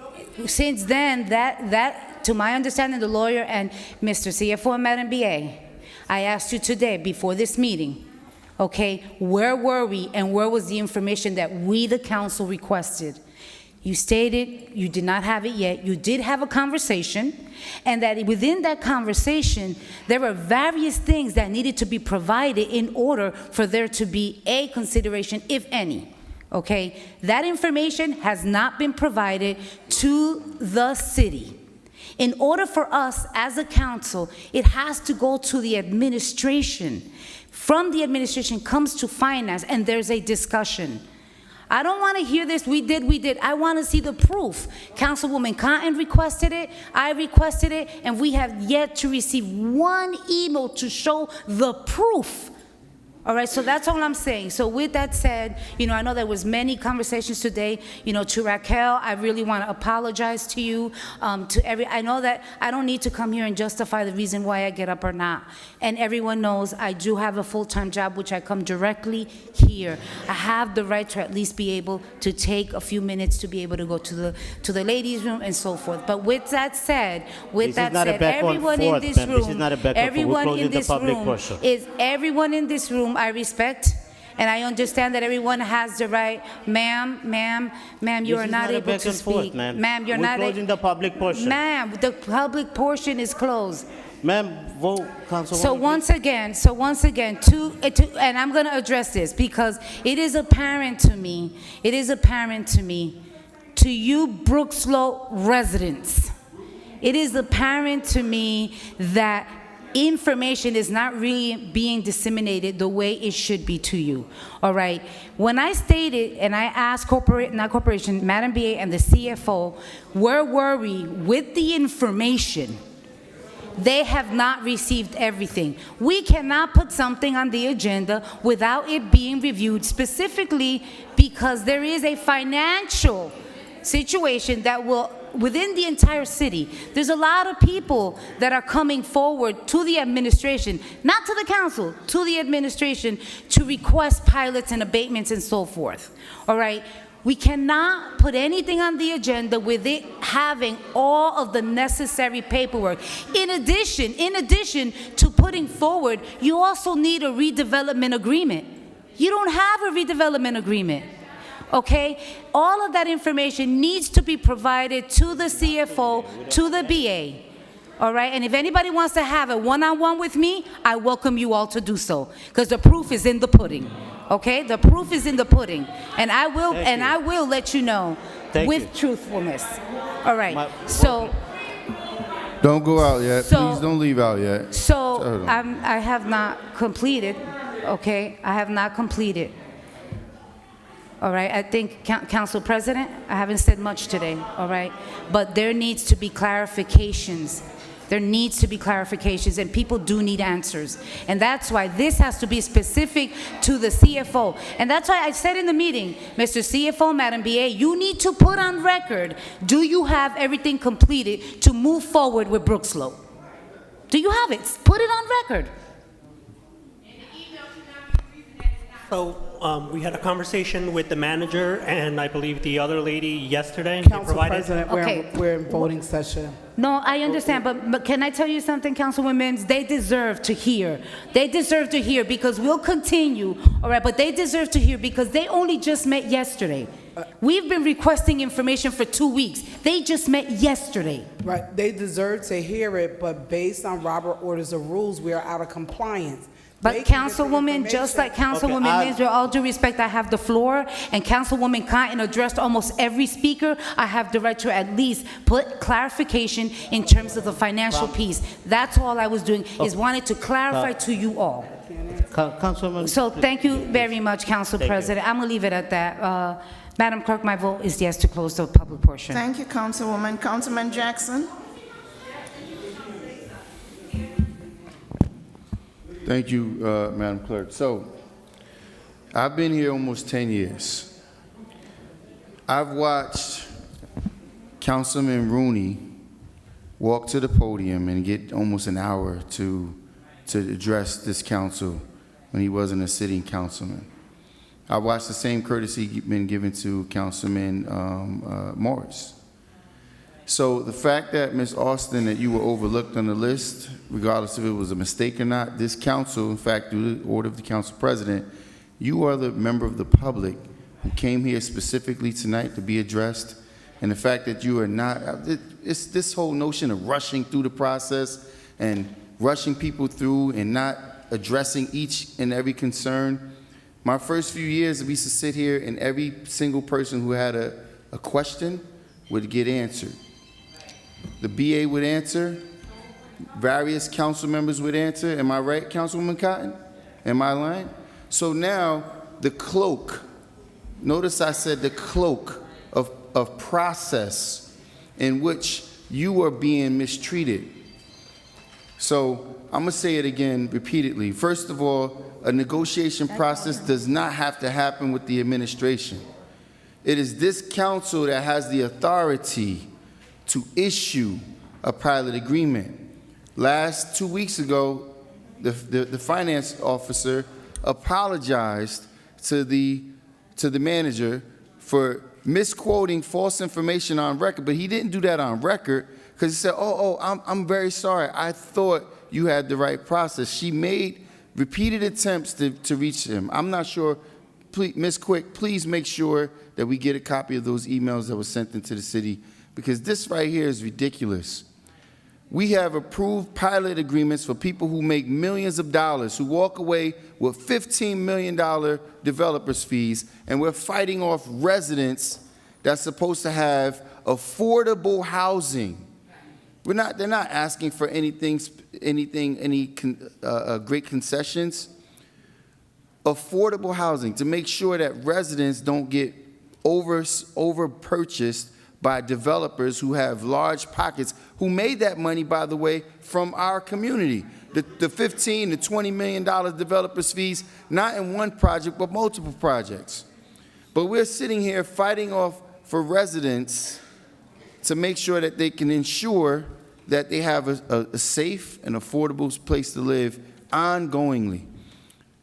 The U.S. Congress passed the law. It is in perpetuity to make sure that residents have safe, clean, affordable housing. The Department of Housing or Housing Authority dropped the ball. They put this deplorable conditions on you, and now this council is through the cloak of process. We can't do this. That's nonsense. Councilwoman just told me about 2 items that was added to the agenda on Monday that did not go through the process, that did not go through workshop, but 2 items got added to the agenda, Council President. We'd love for you to speak on that and how that didn't go through the process. This is disrespectful. The people that come to this podium and the manner in which they're disrespected, I'm not going to sit here and tolerate it. I'm not going to sit here and tolerate it. I'm not going to sit here and witness the disrespect. Certain people you want to hear from and certain people you don't. So, Ms. Farrar, let me talk to you about a few things. First of all, the public should know that the city public access channel that airs these meetings on public access has not been working for a very long time. If you're not watching it on YouTube, you can't see it. How many seniors have access to YouTube? See, they don't want you to see certain information. They don't want you to see, and especially those of us in our community that's active voters. But the channel's not working. Why, I don't know. We provided the revenue for it, but the channel's not working. The public portion, it's so disrespectful now. We just want to rush through the process. You ran for the position. You don't want to be here, then you shouldn't sit here. You don't want to answer to the public's questions. You don't want to hear their concerns. The moment they're not raising your flag or singing you praises, you don't like what they have to say. That's disrespectful.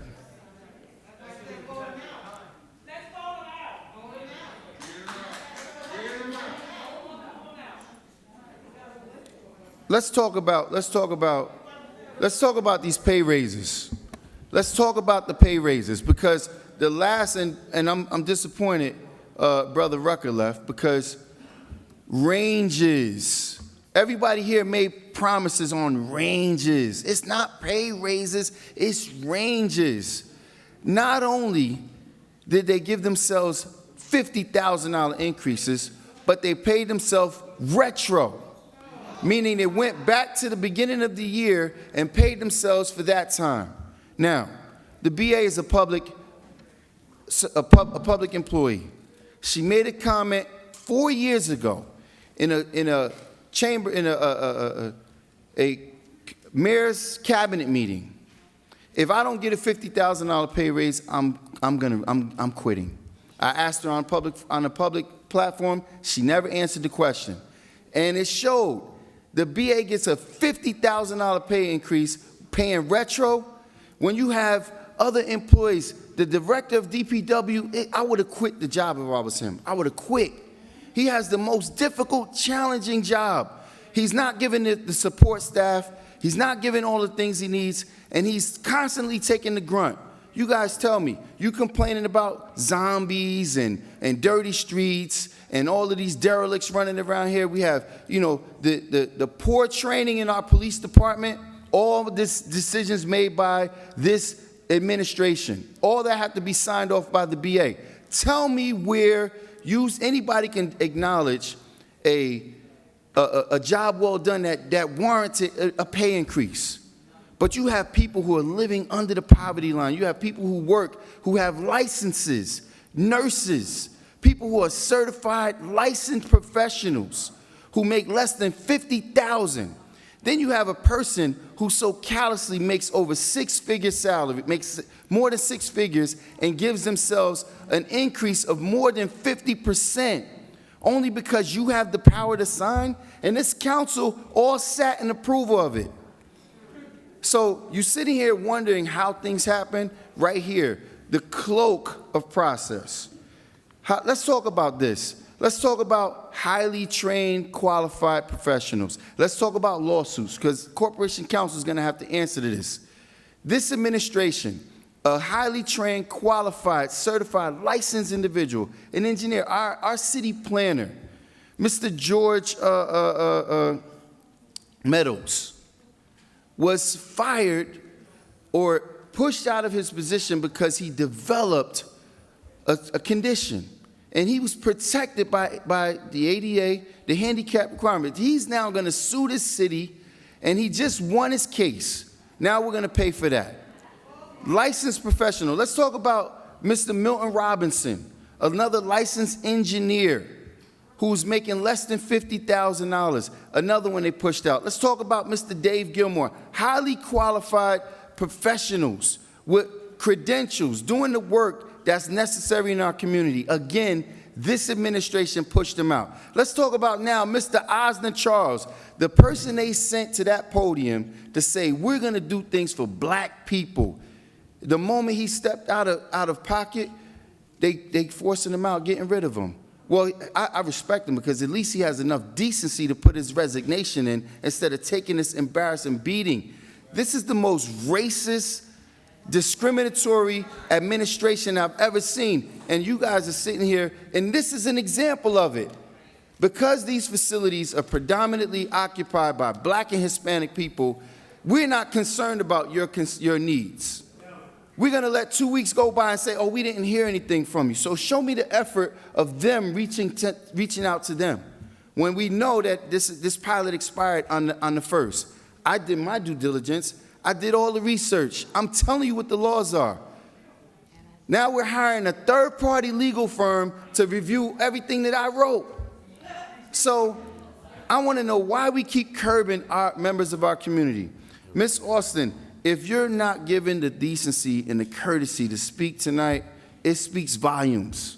Because this council decides how things run here. It's not the administration. It's, he'll have to give you that concession if it's made. But when we look at all the people, there was 9 employees that got raises. 2 of the people that got little to nothing, let's say 3, are black and Hispanic. Let's talk about the racial disparities within this city.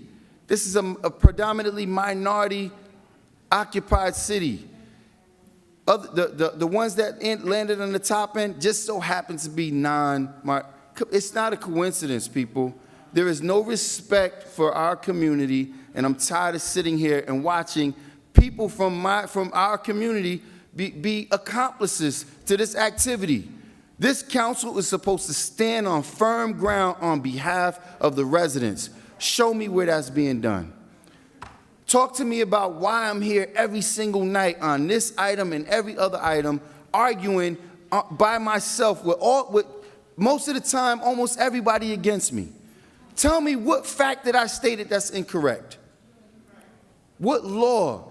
There was a moment ago, I just asked Mr. Stampone, I forget what it is, relative to the process of the public portion. If you come in late, as long as the public portion is still open, which right now, technically, it is still open. Because even though we're in roll call, it's still open until it's voted to close. If you walk in the last minute and you say, hey, I'm a member of the public and I deserve an opportunity to speak, you should be allowed to speak, even if it's not, because we did it before for Rooney. But the point is, there is no process that negates you the opportunity. We want to hide behind this cloak of process. Oh, he didn't sign the list before 7, I'm not letting anybody else on the list. Well, I thought we were here to represent and serve the public, not our own personal agendas. So, Ms. Muhammad, you attest to it. You've been sitting here for how long? What did I state that's wrong? How many times have you sat here and watched Councilman Morris address things right on the fly, make changes, make the BA answer the question? How many times have you witnessed that? Hundreds of times. Now, all of a sudden, this process is different. Look who's running it. That's when you'll see what's going on. Look who's getting the short end of the stick.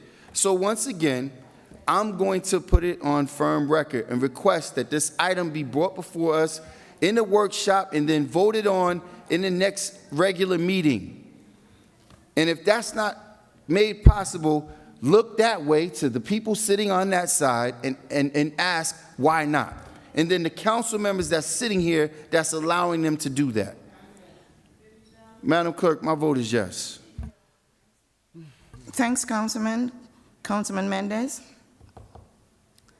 Thank you, Madam Clerk. Let me first of all, I would like to thank, I know Mr. Rocker left, but I would like to thank Mr. Rocker, Bilal Hakeem, Mr. Dave, by just being right on the mic all together with the Jesus family, because that's what we have to do as one community. We got to get behind this family. When Giovanni has the time to speak, he says something that is true. It is what happened. Today is the Jesus family. Tomorrow, it could be my family. It could be any one of us. Any one of us. And that's the least. And I would love to see more leaders in the community behind the Jesus family. And to the administration, if Health and Police Department is putting 5,000, Paterson should put 50,000, not 5,000, 50,000. And let me just say this. Let me take this time to challenge the mayor to put the money behind his family for a reward. He have enough money to bring $50,000 into the table. He has the money. He never paid attention about this family since the beginning of the incident. Never took the time to sit down with his family, and we all saw the video what happened at the Masani Temple. We all saw the video. It's my request, let's get behind this family, because the power is in the people. And it is, you know, there's some people that came on the mic that I saw them rallying with the mayor during the election time, and they know why Andrew was capable to do that. They know that he doesn't care about this community, and they knew it from the beginning before he got reelected. And I see some people that now they come into the mic to talk about the issue. But go back in those pictures, you see them supporting him. So politics, let's move on. Election is over, and he know how he got elected. He didn't want this election, and we all know that. So let's leave it at that. But he got the time to make it right now, to make sure that he put the funding behind his family as a reward to support his family. That's all I'm gonna say. And I'm very excited, very happy to see leaders supporting this family. And to the Bruce Love family, to the family, to the resident of Bruce Love, listen, I'm all about getting things done. I'm here because I do believe that I have a lot to do to give to the city. And that's the way I'm sitting here. I'm not sitting here because of paycheck. Trust me on that. I've been a business owner all my life. I enjoy it, but I love this city. I have 3 beautiful children. My daughter is already in Washington, D.C., attending Howard University to become a doctor. My son is 22. He's about to finish college. And my little one, 14, is going to high school. The reason why I'm sitting here is because I believe in this community. And I know that we could get things done. But we have to hold this administration accountable. Just look at the condition of the city. Look at the road, the drug addict, the garbage in the community. Look what happened in our city. So when it's time to get directly into the administration, we got to get things done with the administration. This council, we're giving the administration the budget that they need to run the city. Now it's on them. Now it's nice to see so many people coming into the council questioning the city council when they were rallied behind, I just said, during the election time.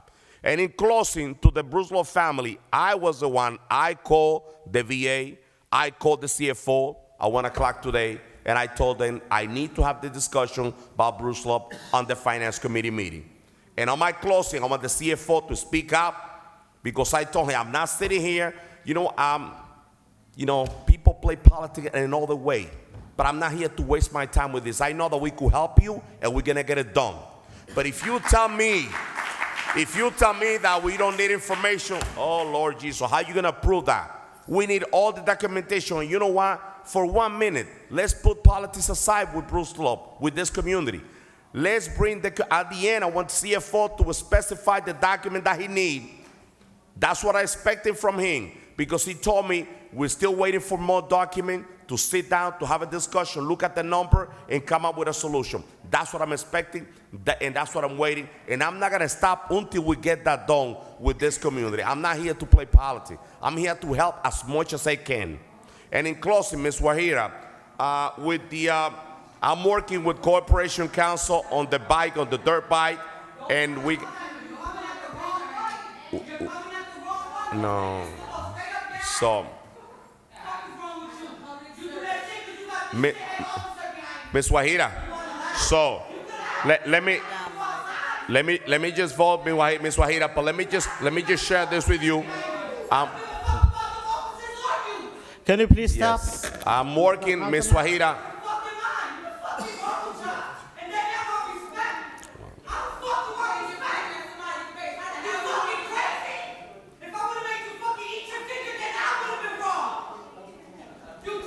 Ms. Wahira, sure, and I'm going to close, Council President. Ms. Wahira, please. I'm already working with Corporation Council on the legislation for this dirt bike and the motorcycle around the city. I'm working on that. And ma'am, can you please stop yelling? Please stop. Please stop. No. Come on, please stop. Please stop yelling. So,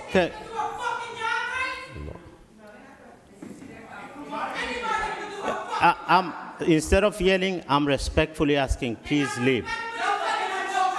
Please. Can you go, Councilman? My vote is yes.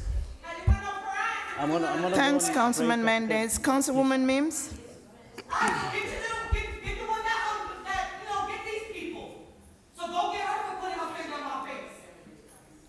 Councilman Mims, please. Councilman Mims, please. See, we have to close. Okay, can you move? So,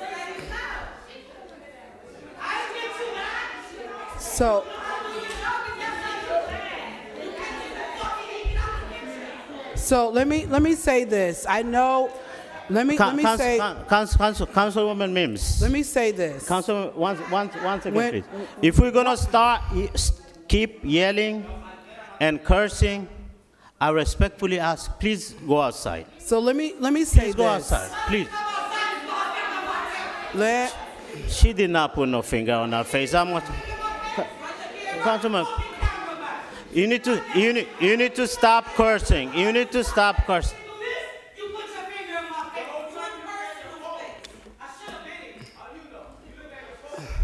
So community, let me say this.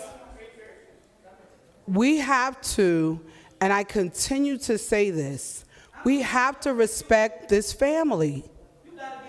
When you know that the family has been coming for 196 days, and they have no answers, no responses, administration, I'm just gonna ask respectfully, try to go this way. Walk a different way.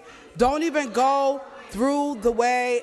And I understand that it may, community, let me just finish. Let me just finish. Their passion, hurt, and dissatisfaction is justified because their loved one has been missing for 196 days. And despite what we feel or whatever our perception and or misperceptions are, we have to put ourselves in this family's shoes at some point. But on tonight, walk the other way. You know they're heated. You have to walk the opposite way. I know it may be an inconvenience. I have the mic, Council President. And so, to this family, I am praying for you. Because one thing I commend you, and I've said it from the very, very beginning, I commend the fact that you have been consistent and diligently coming to this meeting, advocating, fighting, begging, and pleading for your loved one. I said it last week. When your mom spoke at the mic in Spanish, I didn't know what she said, but I felt her. I felt every word, every pain. I felt her because it was heartfelt. Tonight, your mom, your dad, his kids are here. I'm a mom, I'm a grandmother. So there has to be a level of compassion, empathy, and respect to this family. And I've been saying it forever. So I'm not saying it for cameras and lights. I've been saying it from the very beginning. We have to do that because you're going through something that probably none of us has experienced. But I commend you because you've been respectful, coming to the meetings and have stayed even in character despite what's going on. And I commend you for that. But I am praying, and I want to commend Heldon Police for stepping up and putting a reward out. And I agree with my council members that says that there should be, I'm not saying a match because $5,000 is nothing for this city. It's bigger than Heldon, and it was connected to the Paterson Police. There should be a bigger reward attached, and I'm going to put that on record as well. Also, all the speakers, Ernie, Dave, so many people that spoke on tonight, truth to power, and I'm going to quote what Commissioner Corey Teague said. He said, "You cannot heal what you failed to address." And that is a powerful statement because it's true. We talked about last week in our meeting, we requested the documents, as everyone said, and we haven't gotten them. And I think the board members in the hallway, but I want to put it out. Please have her email it to me. Email it to everyone. Our emails are the first initial of our first name and is our last name at pattersonnj.gov. Because if you're saying you sent it to someone and they didn't disseminate it to us, we still don't have it. So now I'm going to give it back and say, send it directly. Send it to lmims@pattersonnj.gov. That way it will no longer be, we don't see it, we don't have it. Now we will have it in our possession. Send it tonight because I'm going to open it. Send it tonight so that everyone can get it. If you want to send it to me, I can send it to everybody for you. But send the document so we have that information and whatever, and I'm asking the administration, CFO, whatever documents that we're saying we don't have, please do an email and say, this is what's missing, copy the council members on it, and send it to their board. Whoever the person that you've been dealing with, send it to them and copy the council. Because we need to be a part of holding the administration accountable, but also seeing where's the truth and all of what's happening. Because we're sitting here, I'm looking through my emails, it's not here, we've asked for it, and it's still not here, and we want to know because Brook Slope is coming. They're here, they came last week, they're here again, and they deserve movement and progress as it relates to their project. Also, to Miss Sylvia, whom I really love and respect, When we talk about the 2%, we don't approve that. It came from the state. So I encourage all of you to write letters to your state legislators and demand them to increase it. If they make $2 million on RISE, which they made way over that now, $2 million, you know how much the city gets? $40,000. That's it. But you have to go to the state legislators, and when this was going on, I had I was really having issues because when they first used cannabis as a way to lock up the black and brown community, and they made money off of it. Now they say it's legalized, and they're still making money off of the black and brown community. And I said it at that point, and you still have three-step process. People's records are still not expunged. Their credit is still jacked up. People are still incarcerated and have not been released, even though it's legalized, and they're saying, oh, we moved forward. We have not moved forward if we have not released those people that are still incarcerated, still struggling, and still going through so many issues. And I said this, the raises. Councilman Jackson, you ain't include my name when you said, because, I want you to include my name next time. I want you to go back to the tape, because I want people to know I don't talk for lights, camera, and action. I said it. If this gets approved, these raises, we are giving a blank check to the administration. I said it. I said it. And it's ranges. I said it will be a blank check. And you know what's more egregious to me? The DPW director, that was ranges, right? He got the lowest raise, $5,000. When those mattresses are out and the potholes need to be fixed and the homeless are sleeping behind, you got to knock down the tents. We're calling that director, and he's going out there.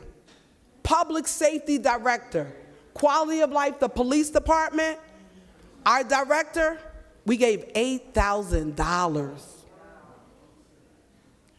I'm telling you, all you got to do is go back to the tape. I said it, it's going to be a blank check.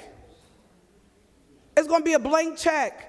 And some people say, well, oh, Councilman Mims, you voted no and they gave you $6,000. Everybody in this community knows I give my salary back to the community. So that $6,000 is going to all Nifty Lions, right, Winnie? She knows all these different organizations that need funding and money. I'm always cutting checks. So it's not money for Mims to put in her pocket.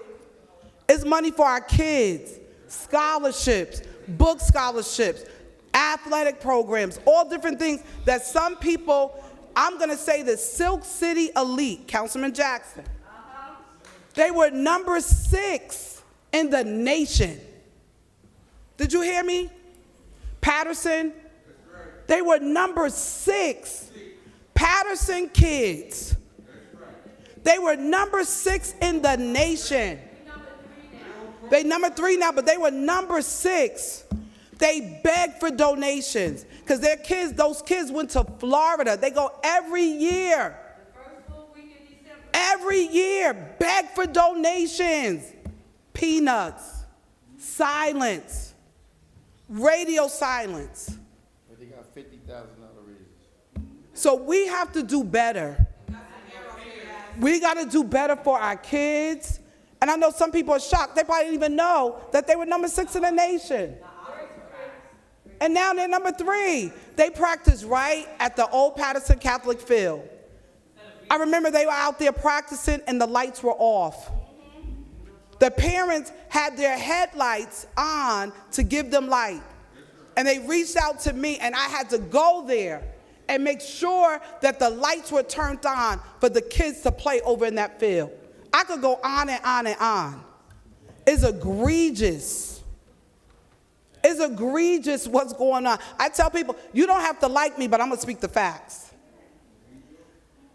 You may talk whatever you want to say, but when Councilwoman Mims opens her mouth, you can open it, you can ask for the documents, and guess what? Roll back the tape. Because everything that I've said is coming to pass. You're seeing it. It's egregious. It's egregious what's happening in this community.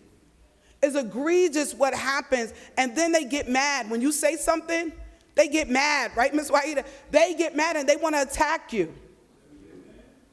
They want to attack you and get mad and go to the community. Oh, you're disrespecting me. They disrespect. I didn't disrespect you. I'm speaking truth, and you get upset. You get mad. You don't like it. You don't like it. But the community needs to know the truth. You elected us to come here, to speak for you, and to vote for you, and to do what's right by the community. I'm not up for election. I just won, top vote getter. Just won. I don't have to run for 4 more years. So I'm not doing a campaign speech. This is what's true. Ride down in the neighborhoods. See what's happening. Go down in the back. Sometimes you could just ride from ward to ward and look what's going on. I'm telling you, you'll cry. You will cry at what's going on. Shootings almost every night. You will cry what's going on. And it's silence. It's silence of the land. And what does it say? Silence becomes betrayal after a while. It becomes betrayal, but no longer silent. It's time for us to open up our mouth and say something. It's time for us to put pen to paper. Start writing and sending letters to the governor. Send it to the lieutenant governor. Send it to the congressman. Look, they want your vote. Tell them, you want my vote? You're going to do right by me. You're going to do right by the people. And I guarantee things will change when you start doing that. But if you keep supporting and going and just being silent, guess what's going to happen? You're going to get peanuts, crumbs, and or nothing. So it's time for you to stand up, speak up, do what's right, and guess what? MIMS is always going to advocate for the people. And anything I say, pull the record. You don't have to believe me. Go back to the tape, June 14th, June 28th. I said it right here. I forgot what I was wearing, but I had a wig on. But I said it right here. And the proof was in the pudding. It was in the pudding. Madam Deputy Clerk, Madam Clerk on tonight. I hate to even move on because it's really sad what's happening to our community. It's really sad what's happening to our community. I'm born and raised here. I've been here all my life. I've never seen it to this degree. I've never seen it to this degree. Never in my life.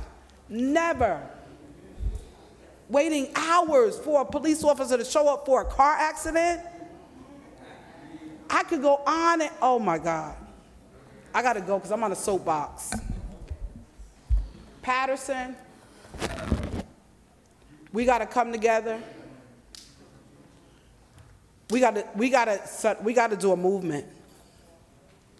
And we have to shut this down. Because if you don't, they're gonna drive all of us out of here. We're not gonna be here, and you're gonna be a stranger in your own town. And I close with this quote before I vote. Some stuff I don't blame other people for because we gave it away. And what we didn't give away, we ran behind them and say, wait a minute, you forgot this too. And you forgot that too. So we have to get it back before it's too late. Madam Clerk, my vote is yes. Thank you, Councilwoman. Councilman Velez.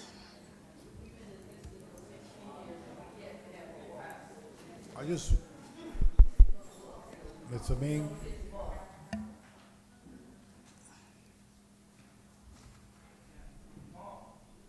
He said it. Thank you, Mr. Ming. We started this meeting at 7:15 tonight, and everything has been said today from the public portion, I have in just 2 or 3 papers. But something that really comes to my mind every time they speak, every time they say something from this side, that I keep in my mind is the prayer that the minister did today. That was powerful. So I will gonna stay with that prayer. My vote is yes to close. Thank you, Councilman Velez. Mr. President, before you vote and I announce the vote, will you allow Ms. Austin to speak? Yes, Miss Austin, you know, when she went up to our deputy clerk, she made a mistake. No, I did call her name. They're But, right behind Ms. the- Garcia. Yes. Correct. I'll allow her to speak. I even told you by sign that I will allow her to speak. At the meantime, if we try to put kerosene on a fire and try to ignite them, that's not right, council members. I even let Councilwoman Mims know we'll let her speak. But at the same time, oh, we are disrespecting the public. We're not here to disrespect anybody. We are here to work for you. Believe me. You know, we are here for, we have a family. Ma'am, if you're gonna keep calling back, I'm gonna have you removed. Please. Go ahead, Miss Austin. Ms. Austin, go ahead, please. State your name.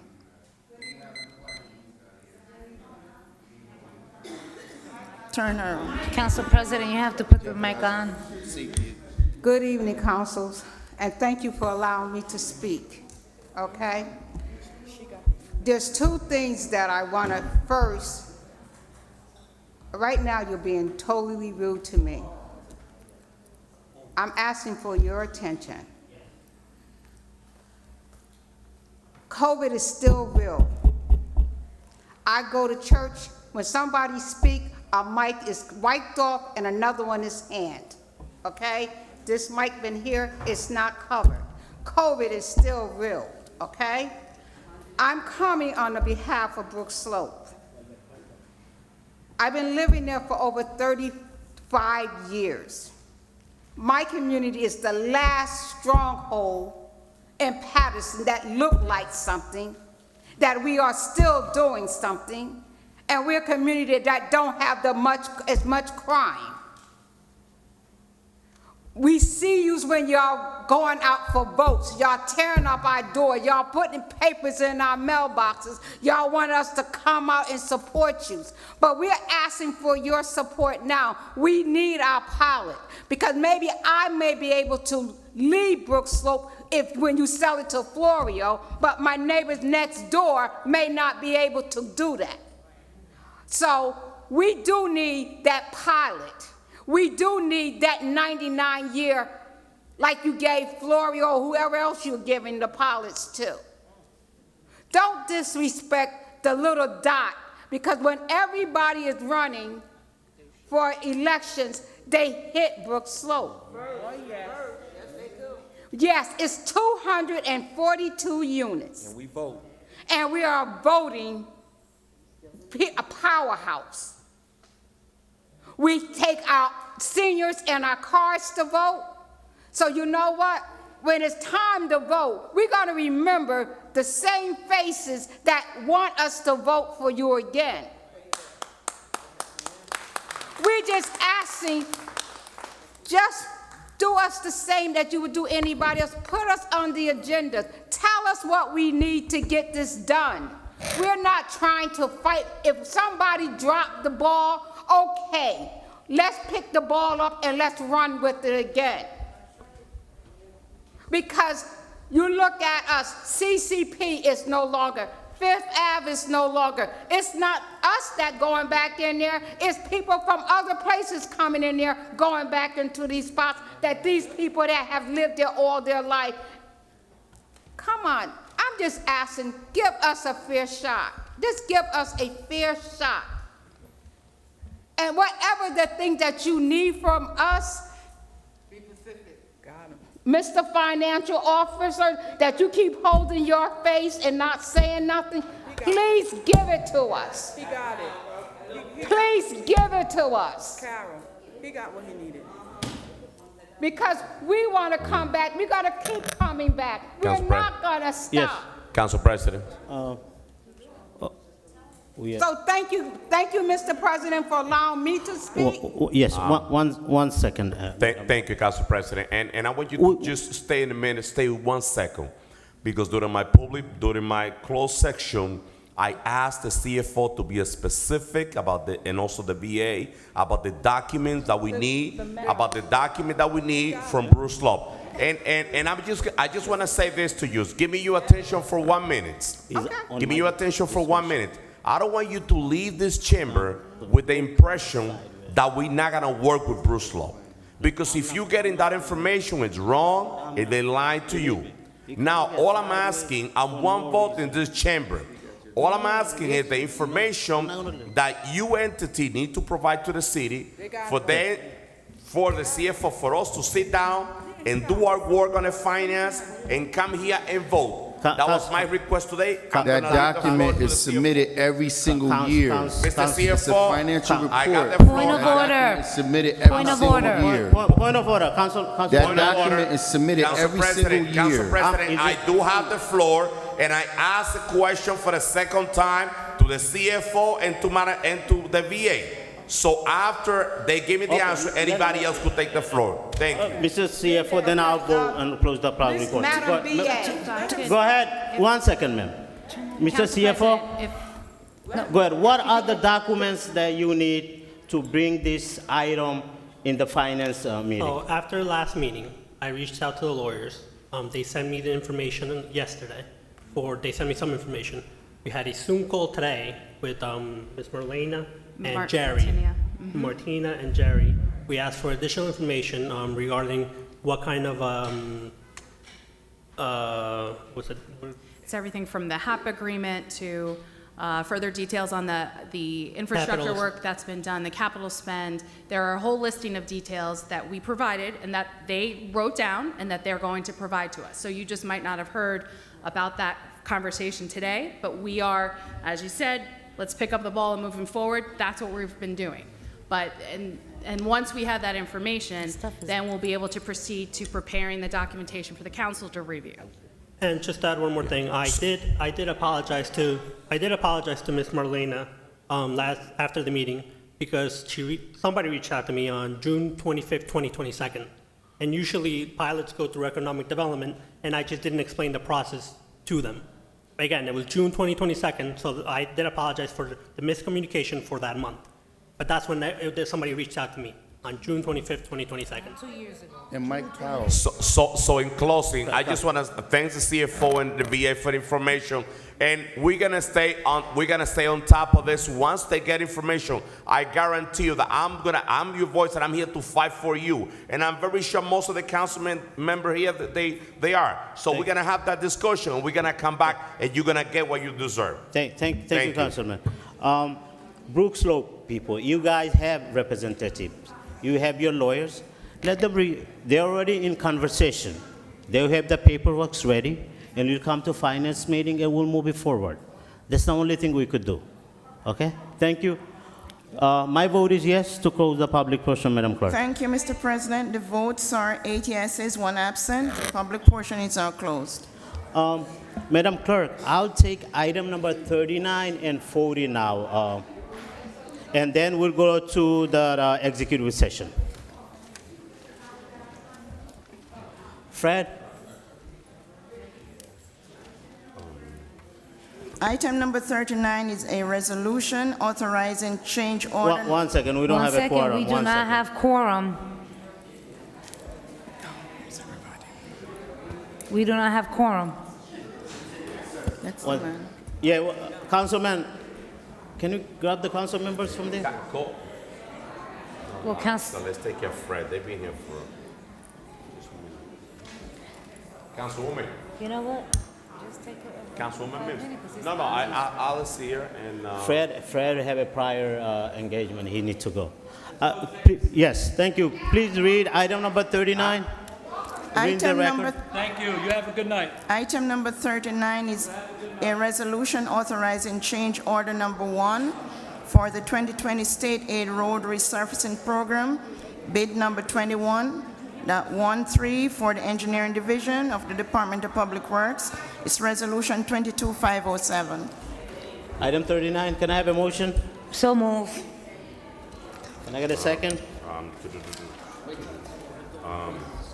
Item- Second. Discussion. Discussion, Councilwoman Mims? To our engineer, could you go into detail as to what the change order is for and how would that change the scope of the project? Microphone. Certainly, Councilwoman.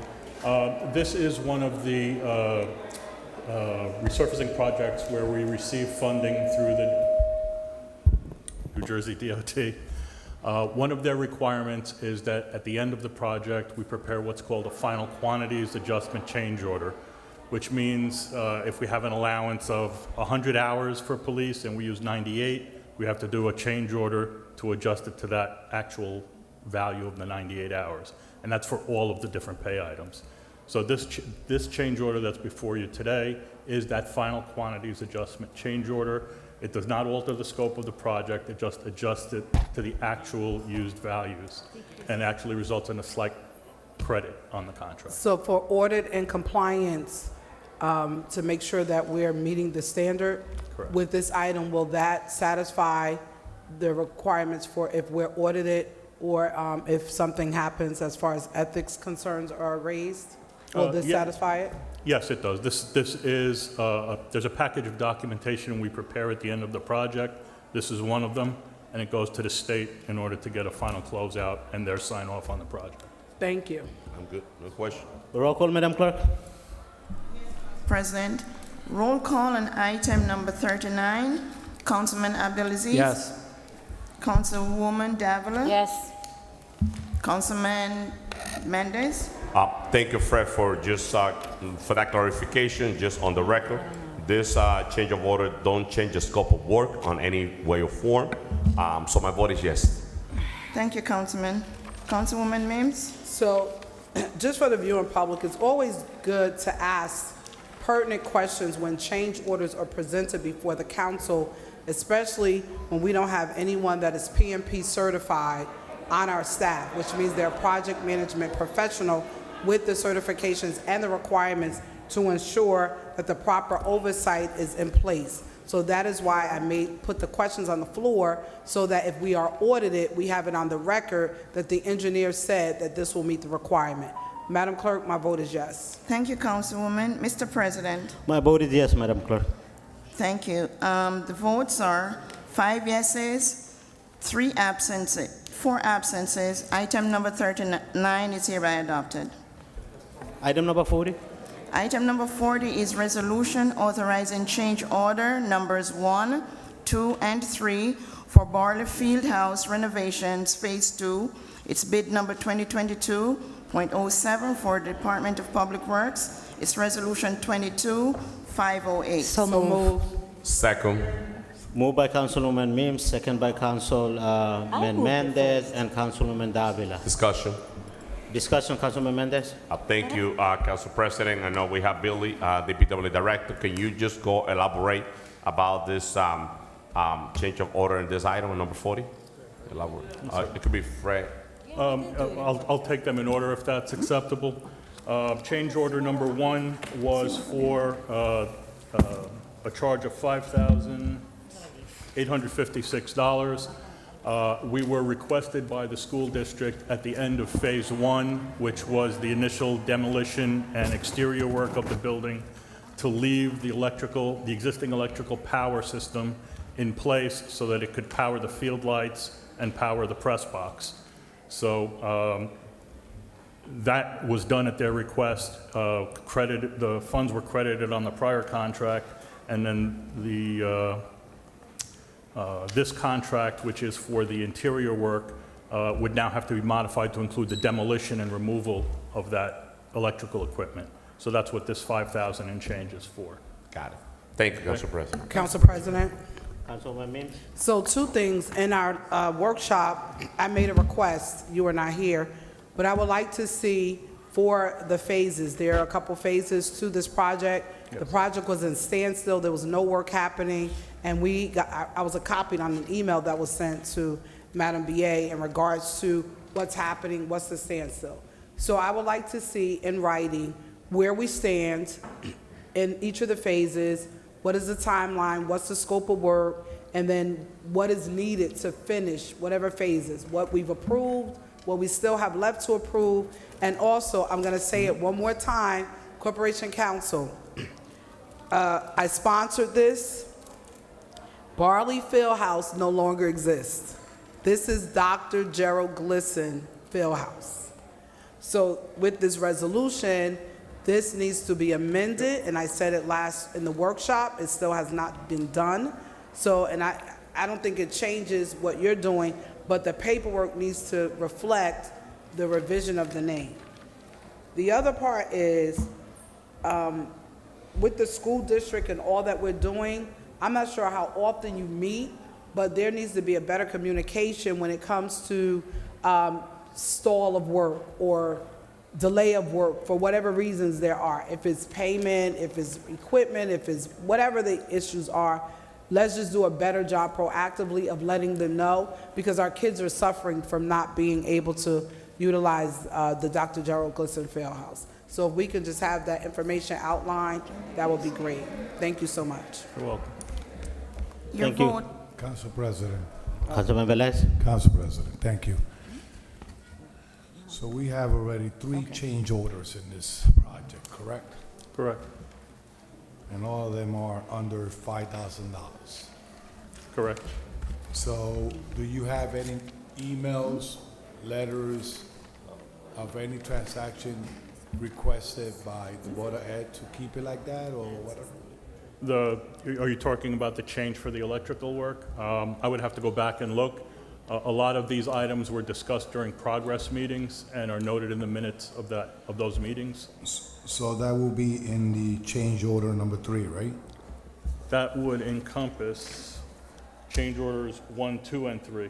So all 3 together, change order 1 is what? The Change panel? order 1 is the electrical work, which I just described. Change order 2 is Change order 2 was a situation that was uncovered during some of the interior work that was being done. The building has what is called a concrete plank roof. There are certain of the planks that were not properly supported, so in order to render the building safe, we need to put an extra beam in, and that's the charge from the contractor to put that extra beam in.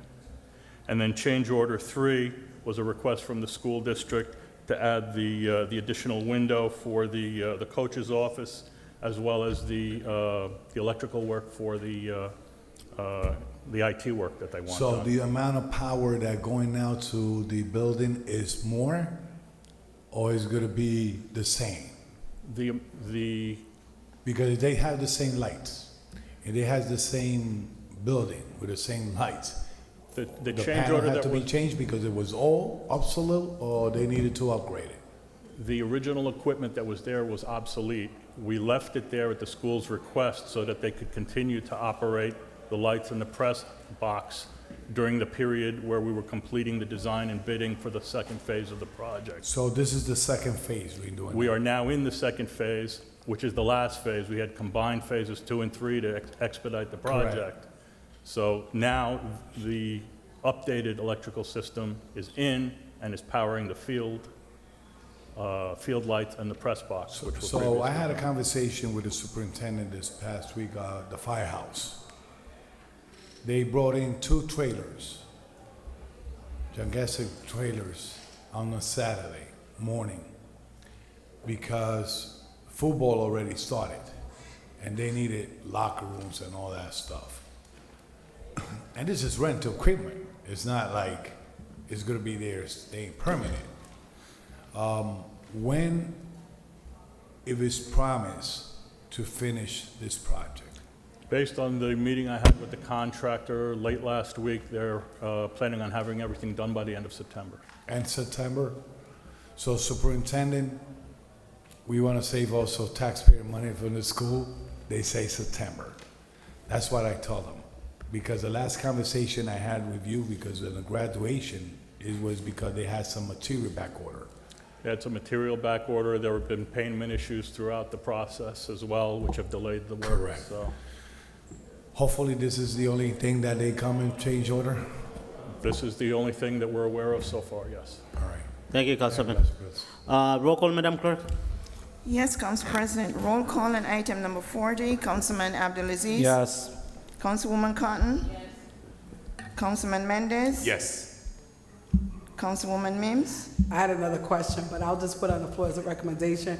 Please allow one of our management specialists to provide oversight of this project as well as others.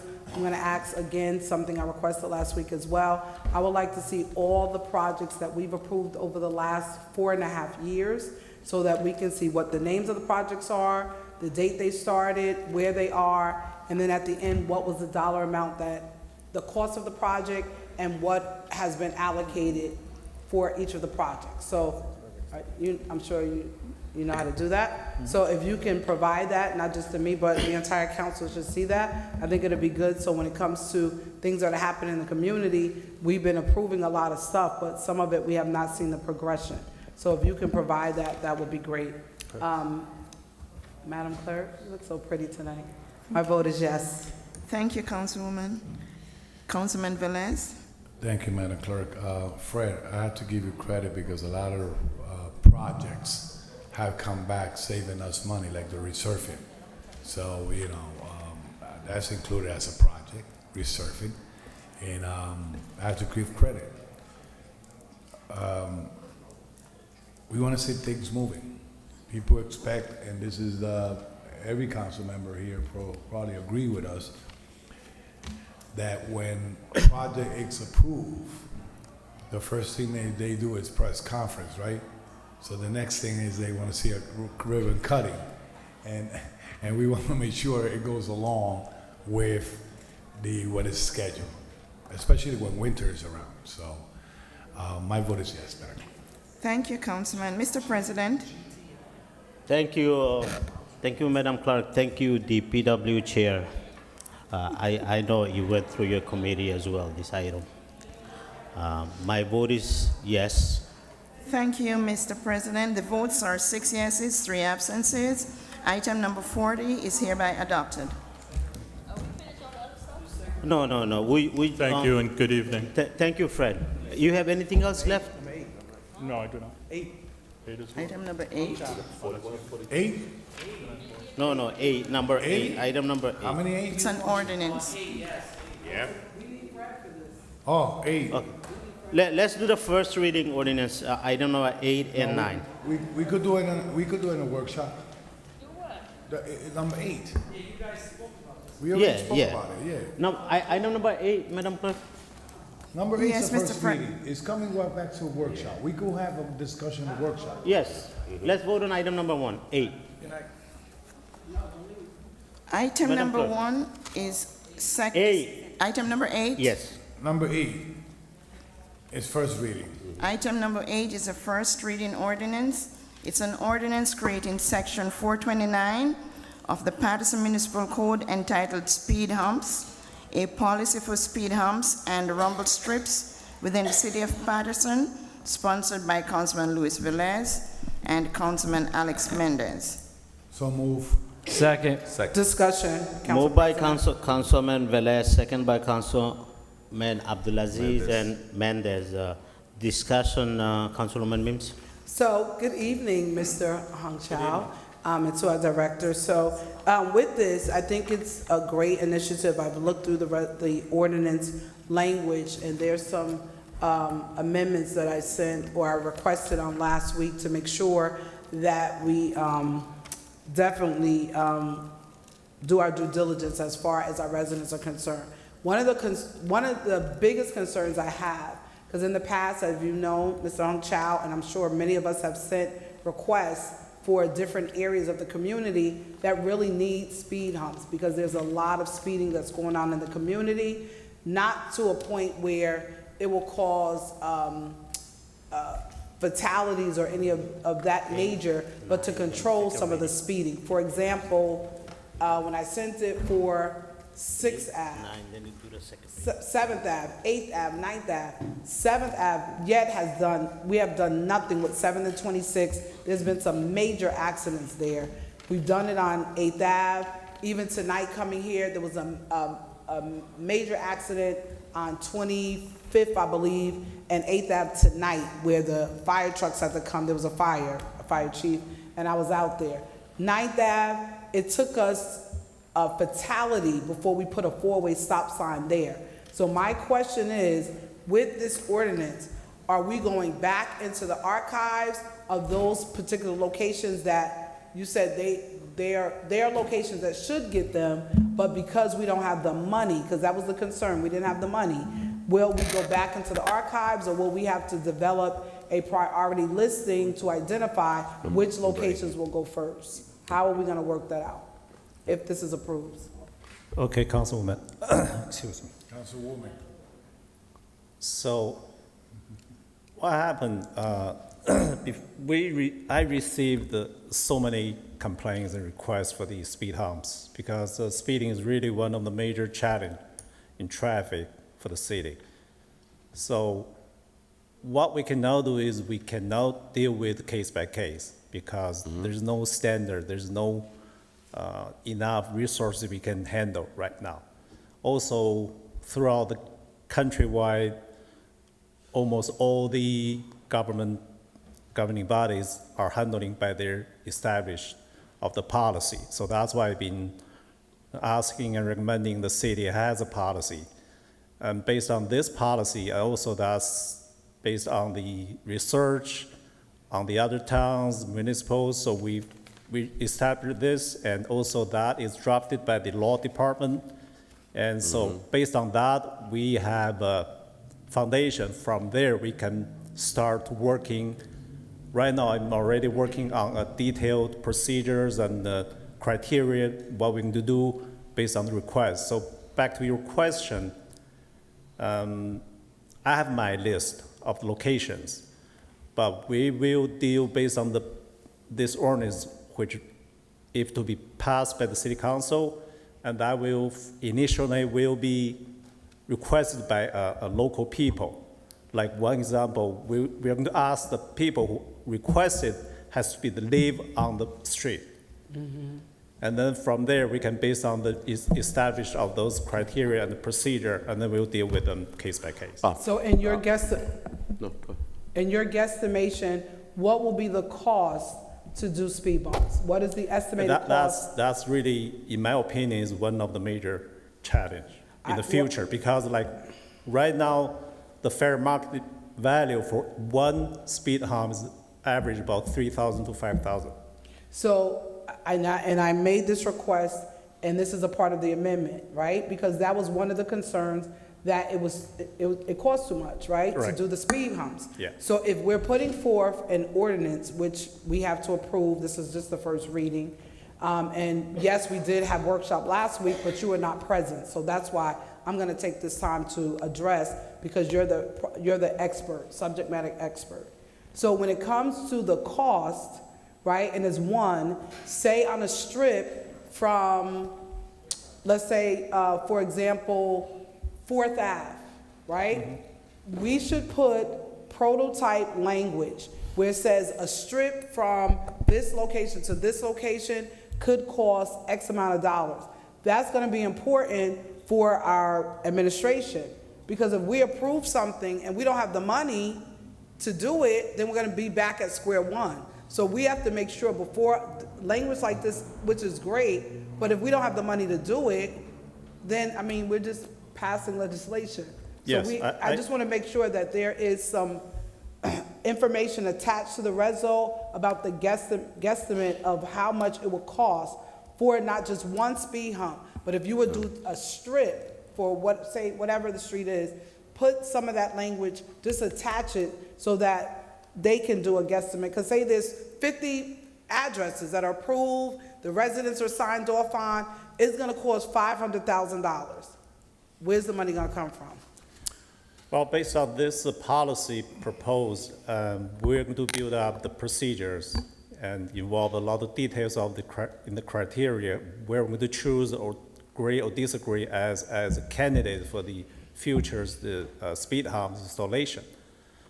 When that ready, so we'll put together as a list.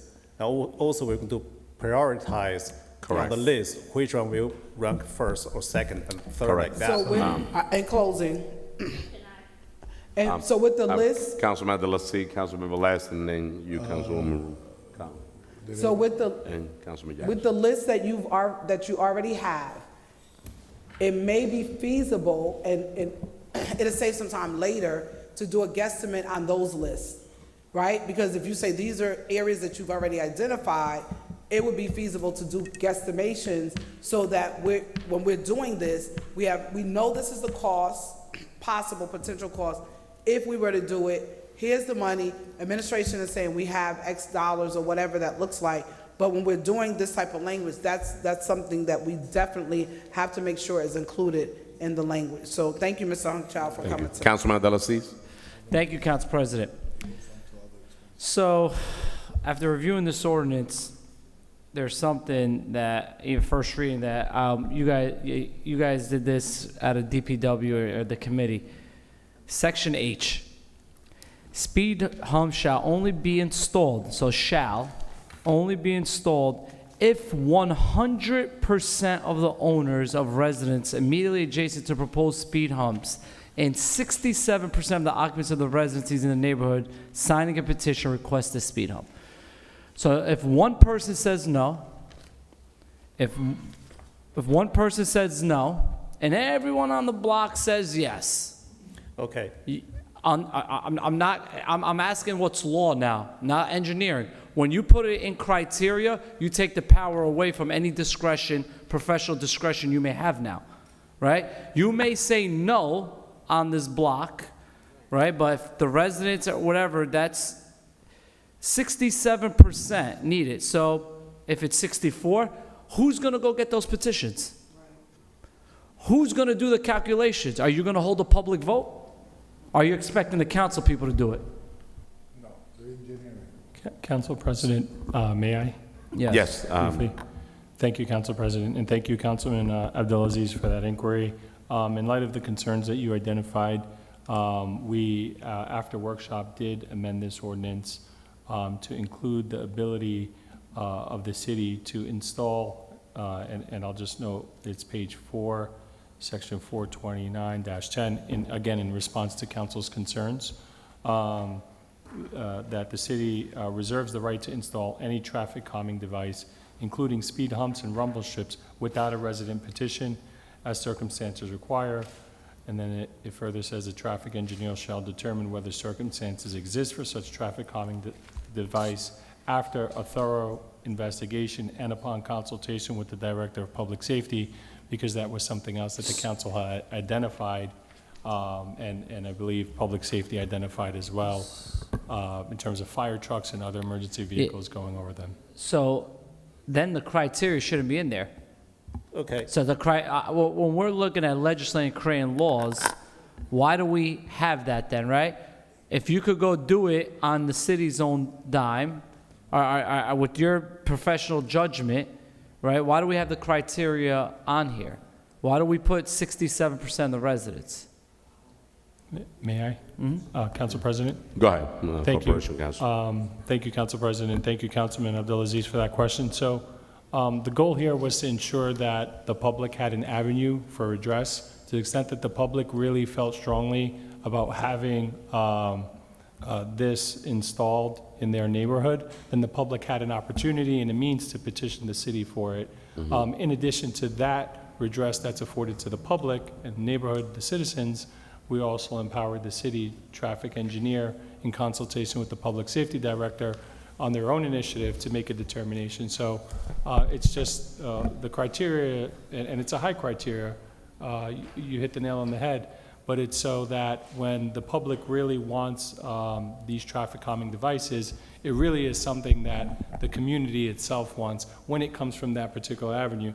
And again, of course, nothing stops our Public Works Department from making that determination independent and unilaterally. So I'd like to utilize hypotheticals, right? And this is a legal thing. Jimmy Smith and the residents on Maryland Ave meet every single criteria, A through H. The traffic engineer says no. You have two pieces of items on this legislation that contradict each other. It says the following criteria shall govern the installation of speed humps. But then the other section states no. So where do we stand there legally? If he says absolutely not, they meet every other criteria, but his professional judgment says no. And once again, when we do legislation, it could be someone after Mr. Chow. It could be a legal corporation counsel after us. What happens there? You get a Excuse me? strip. You get instead of hump, you get another type of. No. This is a legal document now. This is governing the installation of speed. Just give me a minute. Do you finish, Councilman? Well, I want that question answered. If a resident meets the block meets every single criteria that says the following criteria shall govern, and then an employee says no. You directing the question to the engineer and corporation counsel? Corporation counsel. If I may. Okay. So we got Councilman Velez on the line. Just to answer, to help The assist council president. in the question. Just. I'm not done yet. But you directing your question to corporation counsel and traffic engineer. Councilman, just give me a minute. If Councilman Jackson has an answer, I'll take an answer. I got the answers. So, Councilman Abdelaziz, in the past, we've done this before. Mr. Hung Chow is here as an advisor and consent. He is an advisor on what suggestions should be made. In the end of the day, the decision is made by the administration, and it is supported and or made by, depending on what it is. If it's a law or legislation, if Mr. Hung Chow says is through my personal recommendation, my professional recommendation, this is not something I'm supported, it does not mean, just like he wasn't in agreement based on his professional recommendation for four-way stops. The council, who has the pulse of the community, who takes in the community's concerns, if we think that we respect and appreciate your professional injection, but we're making a decision that we feel because what we know in our community is best. That's correct. His interpretation or depiction of how things should be is not law. The law is already clear within the state. We're not creating a law.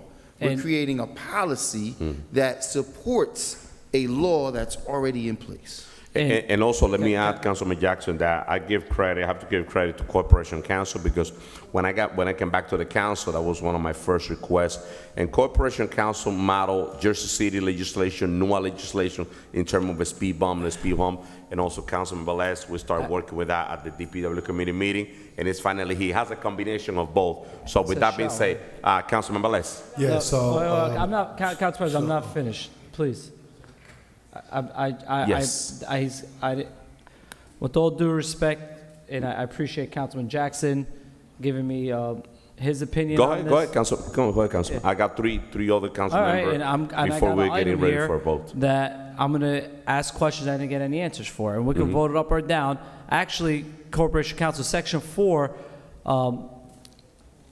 when you said if the residents are against it, that the administration are on Section 429-11 on page 4, speed humps or officers installed pursuant to this may be removed. They only have the authority to remove them. So it goes back to Section H. If you have one resident that's against it and 99%, that under this law you can't put it in there. And Councilman Jackson's right. At the end of the day, we could vote on this, but God forbid there's an accident. God forbid that they're on the record saying there's no. The city's legally obligated, and it's a liability now that when there's a lawsuit, say we put a speed hump and our traffic engineer says no, and there's a car that turns over, someone dies, on the record, our engineer said no. Section H on this needs to be removed. Section H. You are asking 67% of the residents to sign a petition for us to put that will be legally allowable under our ordinance. Remember, this isn't a feel-good thing. This is actually law right now when it comes to speed humps. So if you have a block of 60%, if you have a block that's 99%, the one owner adjacent says no, right? there's no speed hump by law. Somebody sues it, they'll overturn it by law. And Mr. Hung Chow, in closing, these numbers, H, should be scraped right out. Some of us don't get elected with 67% of the vote. You're going to want a simple majority, because you're going to have issues like that. You're going to have some part of the blocks against it, some part with it. And I still don't know. Who's going to collect these petitions? Are you going to hold the vote? May I, Council Yes. President? Yes. Okay, Councilman, first, let me try to answer your question. For 100%, to my understanding on that language, by the way, that language is, I believe that's the legal Albert reference to the one from the city of Newark. And so to my understanding, to that 100% is only the one which the house will install in front of their property. If one says It's yes, not a whole block. if one says, what I'm saying is the whole block says yes, and one homeowner, which is No. who's adjacent to it, says no, that means there's no.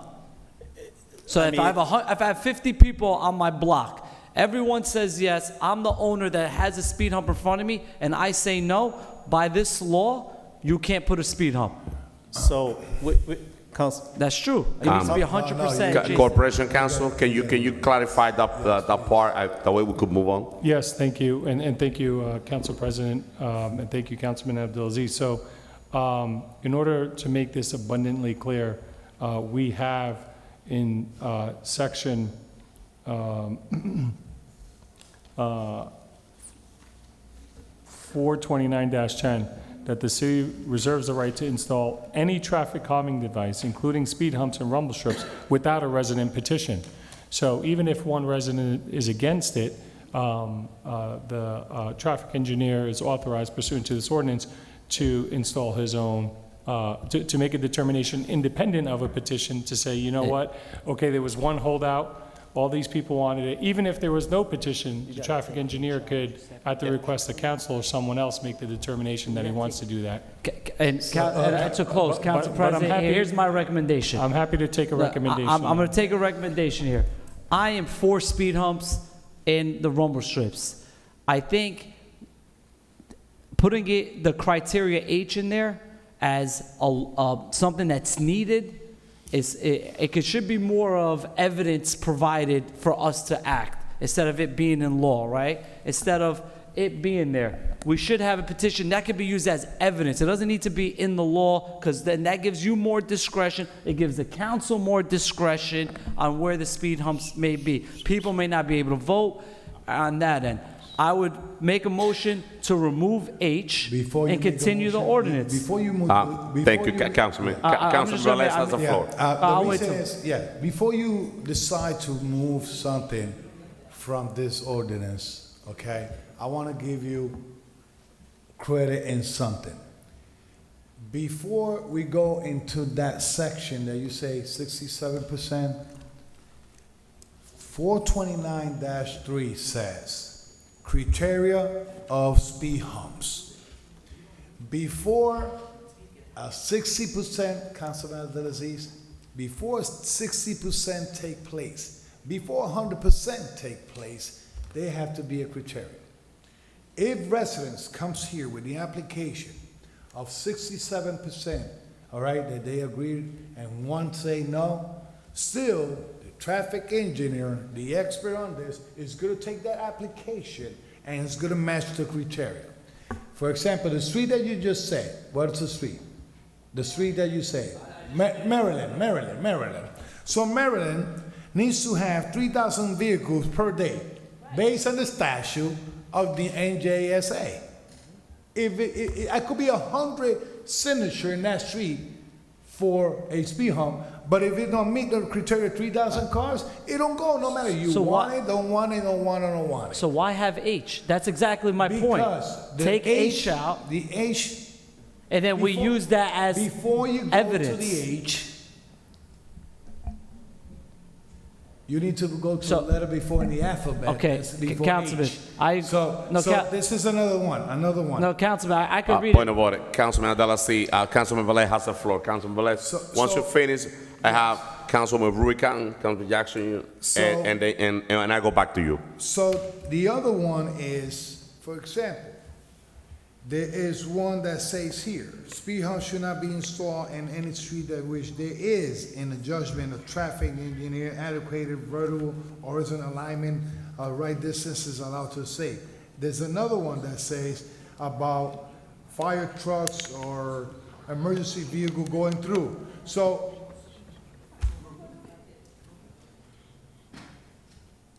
So in other words, before putting we cannot put the carriage before the horse, right? We looking, and we've been discussing, Alex Mendez and the committee been discussing this in committee from month. Why? Because we want to make it right. And we asked corporate counsel to the legal department and the engineering department with Hunt Child to look into the models. Council Look members. into the models of Jersey City, look into the models of Newark, and look even to the model of North Bergen. Every place that has speed humps and strip, right? So I think whoever don't get a speed hump, if the criteria matches what they need, they probably get what they need. But please, do not think, and I don't want no council member thinking that we could afford the city of speed humps or put strips, because this is not the intention. They're gonna be analysis, there's the engineering, it's gonna be discussed with fire, it's gonna be discussed with police, it's gonna be discussed with finance when they're gonna be approved to put out there. I give you credit, Hunt Child, because I'm not a doctor of the law. I could read statutes, I could interpret the way that I want to see it and put it in practice, but the law is the law. And this is not, it didn't came from nowhere. It came from books. And if it works in other city, and I like when Councilman Abdelaziz asks for remove something and we all listening to him, but he don't want to listen to this side. We all agree that this is needed in our city to at least save lives. Because let me tell you something, every time I hear people saying, we need to put a four-way stop sign to reduce the speed. Stop signs are not made to reduce speed. Stop signs are made to stop. Okay? Now, a lot of people come with different culture of driving here. Now, no matter you put a stop sign in their face, they will not stop. Or no matter how many lights you put them saying 25 miles per hour saying, hi, I will give you free Coca-Cola, they still go to speed. This is to prevent in the high traffic volume vehicle that goes 100, like for example, Councilwoman stated, A Avenue, 9th Avenue, that are getaways to go to Route 20, 17th Avenue. I agree with you, Councilman. Thank you. This is no brainer, ladies and gentlemen. Yes. Thank you. It's been vetted through legal 150 times, and right? The expert has seen it as the statute, and Council President, I will recommend to move forward to a vote. Thank you. Also, Councilwoman? Okay, Councilwoman Cotton? Oh, yes, you need to. Sometimes I know we as council colleagues wants to bring items before, and I think sometimes, a lot of times, it's not fully vetted. You're saying, I think most streets we got now is 3,000 cars traveling a day. Now, how child, do you got the staff to count cars? Do you have the staff to be able to count cars on a certain block? They don't count cars. But she said, no, the ordinance says they're not gonna, but whatever they're gonna do, they gotta do something. But you're saying that if a street is, a residential carry fewer than 3,000 will be available. Like, how are you gonna like, you're gonna be able to count the cars, but now, you know, he's talking about the 67% of the 100%. Who's gonna go out there and do all that work? Is it you, Hunchow, or is it Director No. Rodriguez? And then explain to me, what do you mean by graded in excess of 8%? What that's supposed to mean?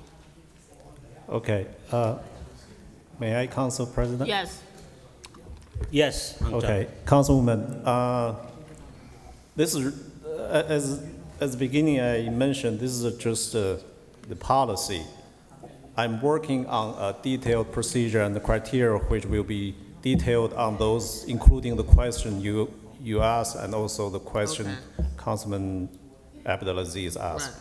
So you asked for the speed studies. Okay. Okay, my criteria, I will do a preliminary study based on the request. Okay. I can do like estimate based on the rush hour Okay. volume, which I can count myself, sit in the field 1 hour, and then do the estimate. Okay. Based on that, and also based on the experience and consultant with the police, with the people who know the traffic, maybe even councilmen who know traffic, I can make judgment if we need further full study, which will use professional traffic count means, and that will after the petition finish.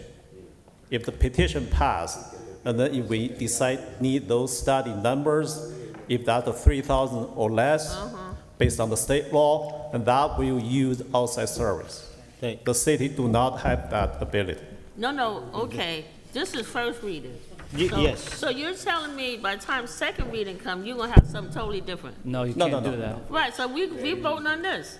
Yeah. If you're gonna go to second No, reading? I'm not saying that. I'm saying I'm working on a detailed procedure and criteria, which you're gonna will have be to- used to work on.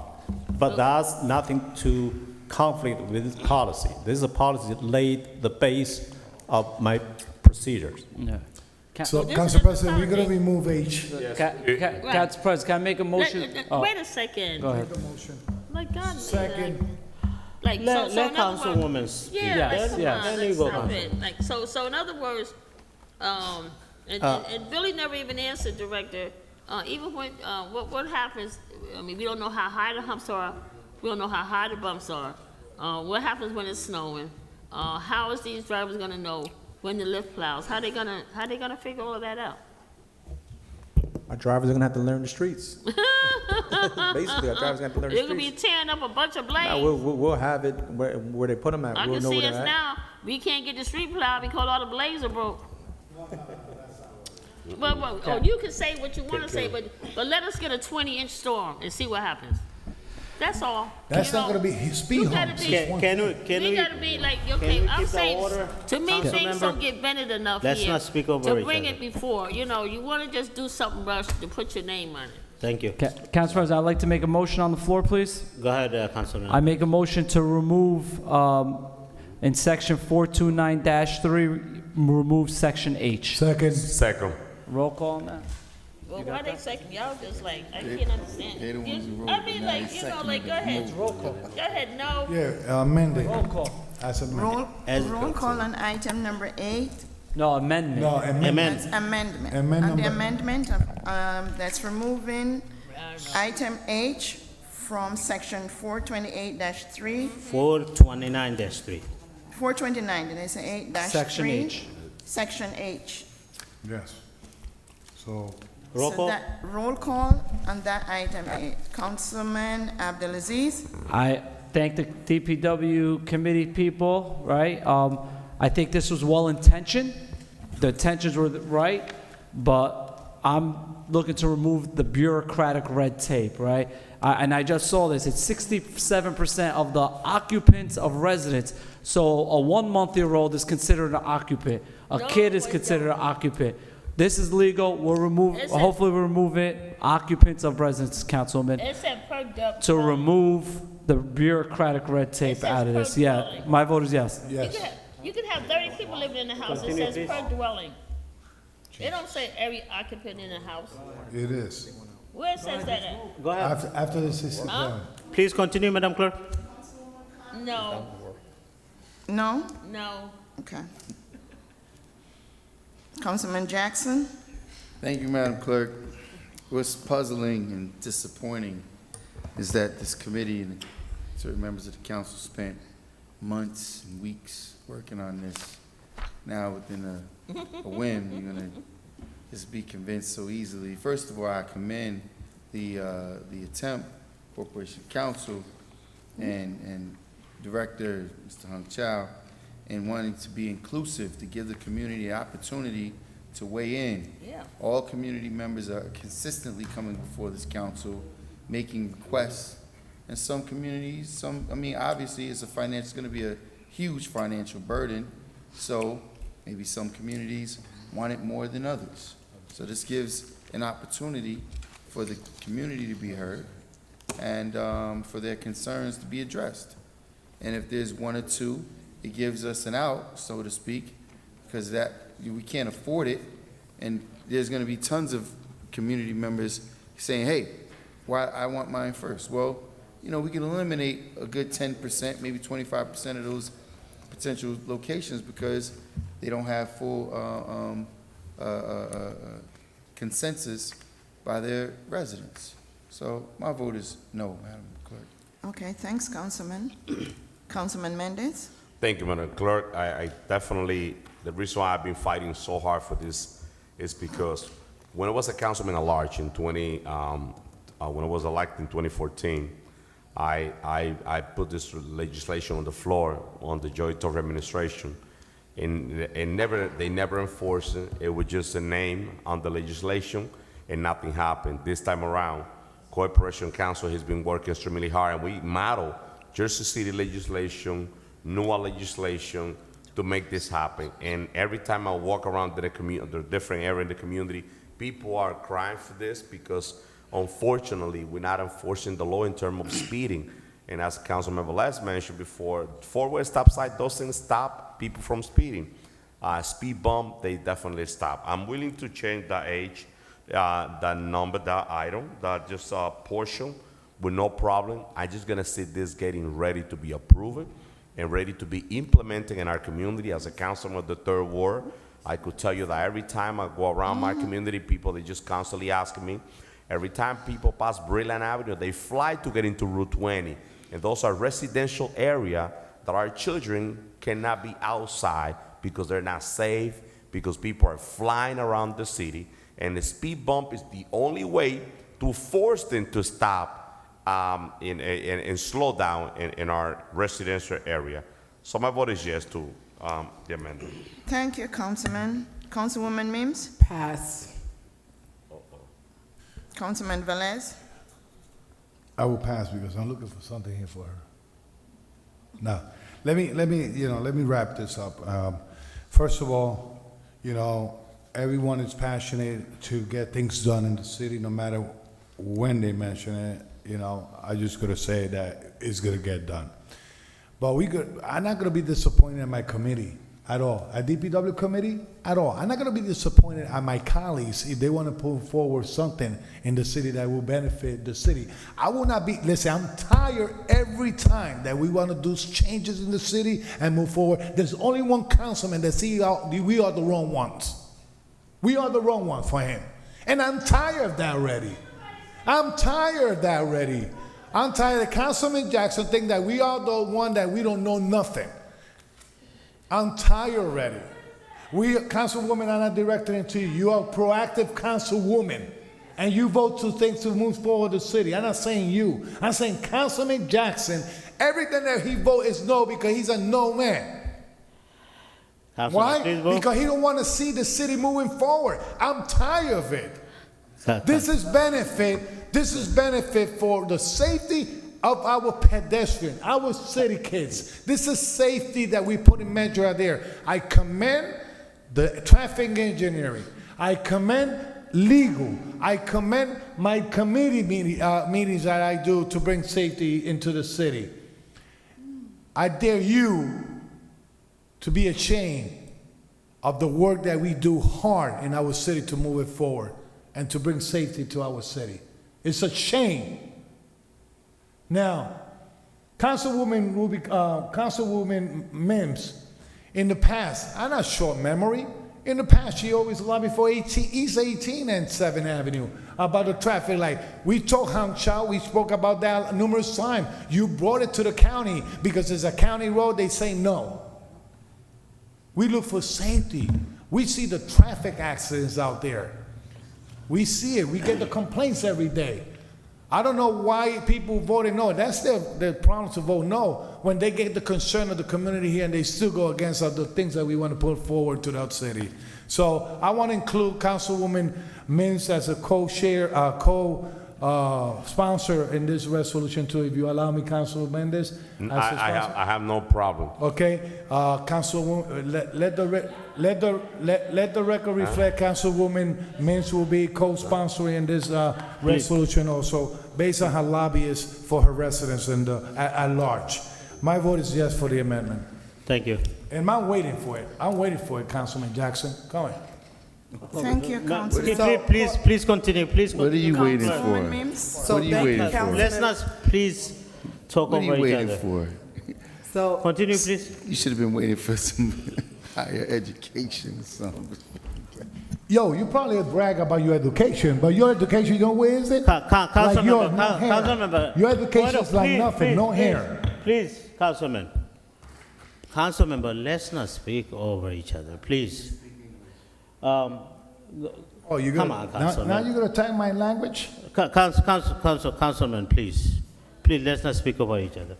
Councilwoman Mims?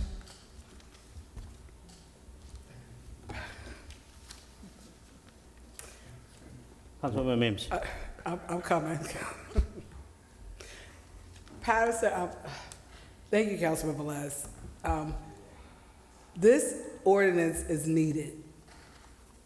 All throughout our city, I've been sitting on this council going into my 5th year, 2nd term, and from the very beginning of coming, Mr. Hung Chow, Billy, and the council knows that I've been fighting for speed bumps, to the point that because we couldn't do those things and some of the lack of enforcement concerns, right? Because really with speeding, they should get traffic tickets. So what we did, because it was too expensive for speed bumps, we did 4-way stop signs in some of those locations. And I think it was to the it's sad because a woman on 26th and 9th Ave, when I heard the crash, I went there and she was performing CPR on one of our neighbors who passed away of a speeding incident on 26th and 9th. And that set it off where we started putting 4-way stops. We had speed traps. I advocate for everything. And then finally, after that fatality, we put 4-way stop signs. So this is something that I've been talking about, and some people have been talking about it longer than me. But there's something I always say. We could talk about it for years, but when it gets to the point of getting done, that's when it matters. So my concerns, I put them on record. I gave amendments to Corporation Council of some just wording and language adjustments that need to be done, but the cost is my concern. Just to make sure that once it's approved, that there is money to go after the 20-day approval, that we can go out and get these things done. So that's my concern, Madam Clerk. I think should I talk another minute? No, my vote is yes. Thank you, Councilwoman. Mr. President? Thank you, Madam Clerk. Nothing is easy in this council. This is long overdue. We've been talking about it since I came into this council in 2016. Okay? Well, Councilman, I'm speaking. You don't like it when somebody speaks over you, but at the same time, you could do that. And definitely we do need this. I get a lot of phone calls, specifically by School 27 Chatham Ave. So it's our children's safety as well as our safety should be first. And my vote is yes. Thank you, Mr. President. Roll call, Madam Clerk. Roll call on item number 8 as amended. Councilman Abdulaziz. Thank you, Madam Clerk. So now we're voting on the actual item. And Councilman Velez, Councilman Mendez, I'm going to commend you guys. This is what I'm the on DPW process. too. This is what the process is, right? You take it to committee, you guys vet it, you come out. Not every council member is in committee, right? And this is Robert's Rules of Order. This is how government works, right? You make motions on the floor, and you deliberate, you debate, and you move forward. And this is needed. I went door to door. I always go door to door. My national night out, I had 100 residents come up to me about speed humps all over the 6th Ward. That doesn't mean they're all going to get it, right? Michigan Ave, Illinois Ave, by the school. That's one of the top concerns. During the May election, when I was going door to door supporting the candidates I was supporting, that was the biggest thing. So I'm going to commend the DPW committee, because we're always told we don't do speed humps. No, we don't do speed humps. Nothing about speed humps. Now we're getting the ball wrong. So to the chair of DPW, Councilman Velez, I thank you. This is what government is. My amendment was to remove bureaucratic red tape, right? That makes it harder for things to occur. We did residential parking permits before, didn't get enforced. Here, it allows the people to still come with their petitions, still allows the city to work together to deliver results. And this is exactly what you call getting things done, compromising and doing what's the best legislative piece of ordinance in front of us that's going to benefit the residents. So I commend you to the engineer, like I stated, like everyone else stated. This is something that everyone's been asking for. And when they drive around other cities, large cities, right, they see them, but when they come to Paterson, they don't. And on 20th Avenue, where we do have a speed bump, I could tell you those residents slow down by the senior center, and it works. So my vote is yes. Thank you, Council President. Thank you, Councilman. Councilwoman Cotton? No, and nobody never said that the speed humps doesn't work. You know, we know that it's work. Hung Chow, I've been here 10 years. Hung Chow, how long have I been asking about this? 10 years I've been here. And all of a sudden now, you figure out a way, like making me think that I sat here for 10 years and got nothing done, because making people think that I never asked. And all of a sudden now, it can get done? Like, it's just beyond me. Like, why I couldn't get done 5 years ago?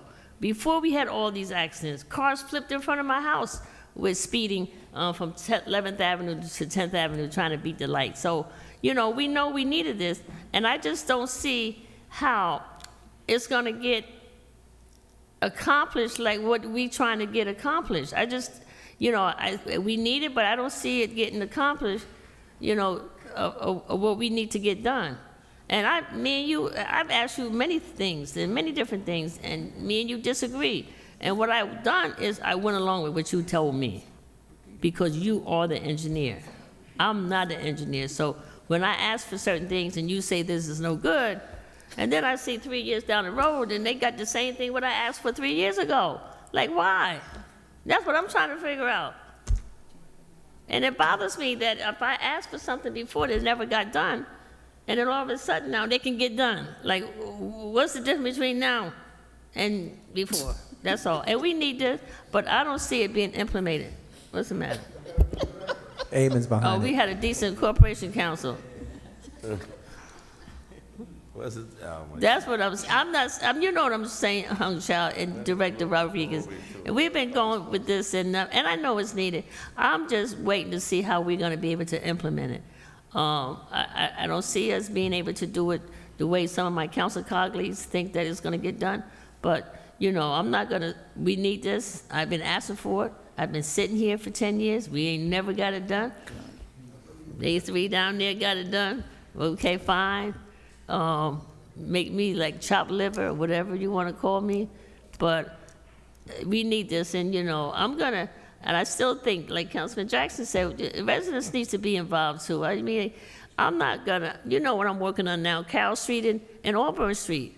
I mean, I'm not gonna do something without asking them, what do they think about it? Because they're gonna come back to me and say, well, you didn't ask us what we thought about it. So how are we gonna throw something on somebody and don't even ask them what they think about it? That's what I think about. But with that being said, we need this, so let's see if it get implemented. I'm looking forward to it, Director Rodriguez and Traffic Engineer Hung Chow. My vote is yes. Thank you, Councilwoman. Councilman Jackson? Thank you, Madam Clerk. Yeah, she said yes. No, 11:05. Director, my hat goes off to you, man. I see you kind of looking a little sleepy over there. You got to get up early in the morning, directing traffic and directing people around. The level of disrespect, man, that you endure, man, my hat goes off to you. Appreciate also what you do, count endlessly for the young ladies in our community, that you consistently are giving up your own money, which if you would have got a better, let me do go there. If you would have got treated better, I'm sure those young ladies would have felt the ripple effect. Very disrespectful. But anyway, Councilwoman Cotton, rest assured, you're not going to be seeing speed humps pop up all over the city. This is a feel-good resolution that only mirrored a state law. And I respect it. I'm not talking down on it. I mean, obviously what it does is puts more pressure on the administration to go out and find this revenue. But here you have people who are, showboating and grandstanding as if now this is going to make a change. I can tell you one thing I would like to address, Mr. Hung Chow. Why are we allowing those illegal speed bumps to sit in the public roadway on 20th Ave under your watch? Councilman, I was not involved. Hung Chow, we are on voting session. I know you weren't involved, but anything to try to keep the information from the public, I love it. So let me reiterate. So Corporation Counsel, he could probably watch the replay. We have 2 illegal speed humps on 20th Avenue. 2 illegal speed bumps, breaking the law. The 6th Ward Councilman, I believe is adjacent to his ward. And what's going to happen is when somebody's car gets damaged in that same lawsuit that you're concerned about because residents was petitioning to have a speed hump put in their road, the same residents that we're talking about that's going to file a lawsuit against the city because we got illegal speed. In fact, I think I'm going to go over there and see if my car is going to sustain any damage. Maybe I'll get some practice in. But furthermore, let me entertain Councilman Velez's foolishness. You can get upset because the things that I bring to the table, I'm consistently contesting the idiocracies that happen here, like the trailer park.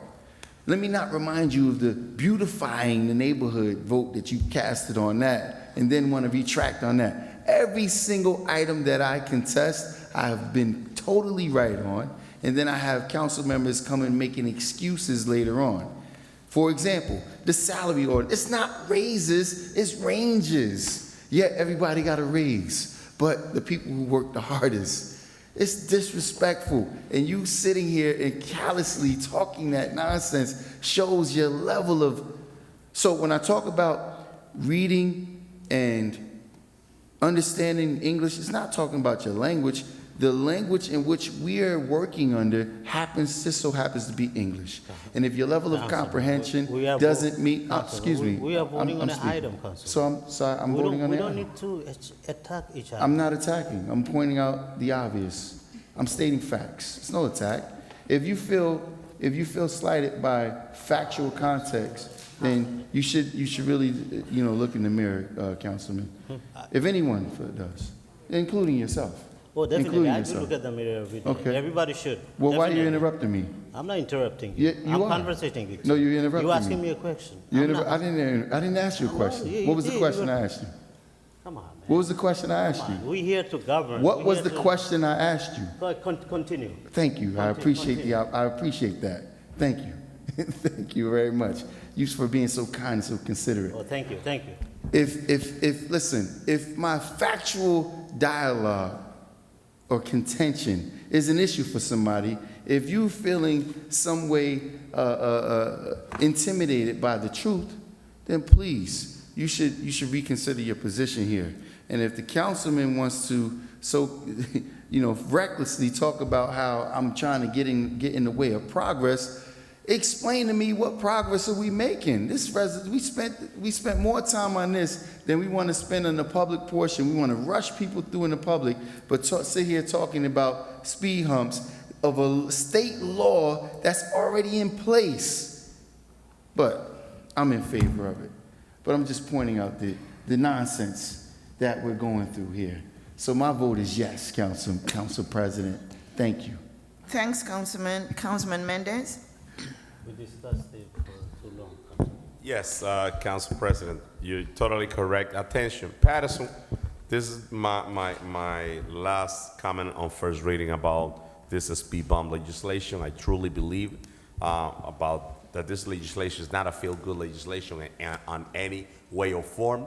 And if you will go out there and you start knocking on doors and asking people questions about this, you will see that they've been crying for this for the longest. Now, to Corporation Council, I really want to add Councilwoman Ruby Cotton as a co-sponsor of this legislation. If you don't mind, I want you to be on this legislation. You've been mentioned on a multiple occasion that in the past you've been trying and there was no action on, but now it's happening now, which is the most important thing. So we want Councilwoman Mims, and we want your name also on the legislation. This is not about me. I contact legal. He started working on the legislation, copying Newark, Jersey City. I want to thank Councilman Velez for taking action immediately at the committee. He welcomed this, and we start having conversation deep into this, and we have it in front of us. So listen, I don't mind whose name on. The most important is that we're gonna get it done. It is not a feel-good legislation. This is something that we need in the community, and I'm looking forward to make sure that this get approved and that way we can move forward. So my vote is yes. Thank you. Thank you, Councilman. Councilwoman Mims? I've spoke long enough in regards to this item. It is something that is needed.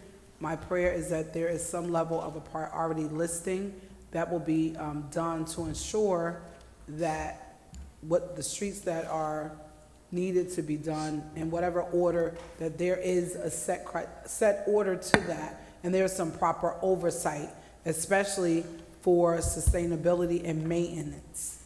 That's something we did not talk about, but I think it should be something that we have in our thought process, because I'm not sure of how long speed bumps or strips last, but that's something that we should consider when we're talking about the guesstimation of cost, of what it will cost for whatever the areas are, how long does it last, what type of warranty will be included. All of that should be included in that information. So with that said, my vote is yes. Thank you, Councilwoman. Councilman Velez? Well, I just want to read something here, and I could give credit to Councilwoman Ruby Cotton and all those that lobby. Listen, it's not, if Moises will be alive, he probably would say that was his idea, right? Because he took the people close to the Dead Sea, opening, and the other side they see heaven, whatever. But I believe the residents of Paterson will agree with me in this. We need some of this around our street in Paterson. This eventually will save life and reduce the speed in our street. And this was May 30, 2015. I was not a councilman, okay? But it's getting done now. That's what it is. So, sometimes I could sit here and answers to ignorance statements.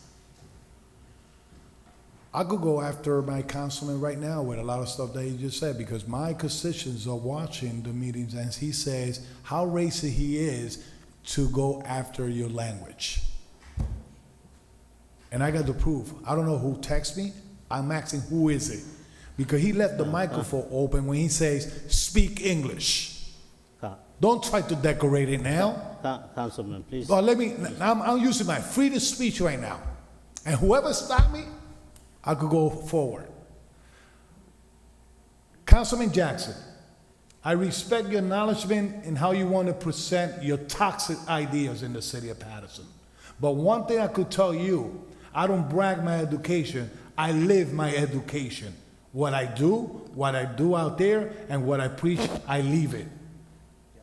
okay? To go after me the way I speak, probably you don't like it, but I make common sense when I sit here since 2016. And everything that I do in my ward and around the city, the community is proud of it.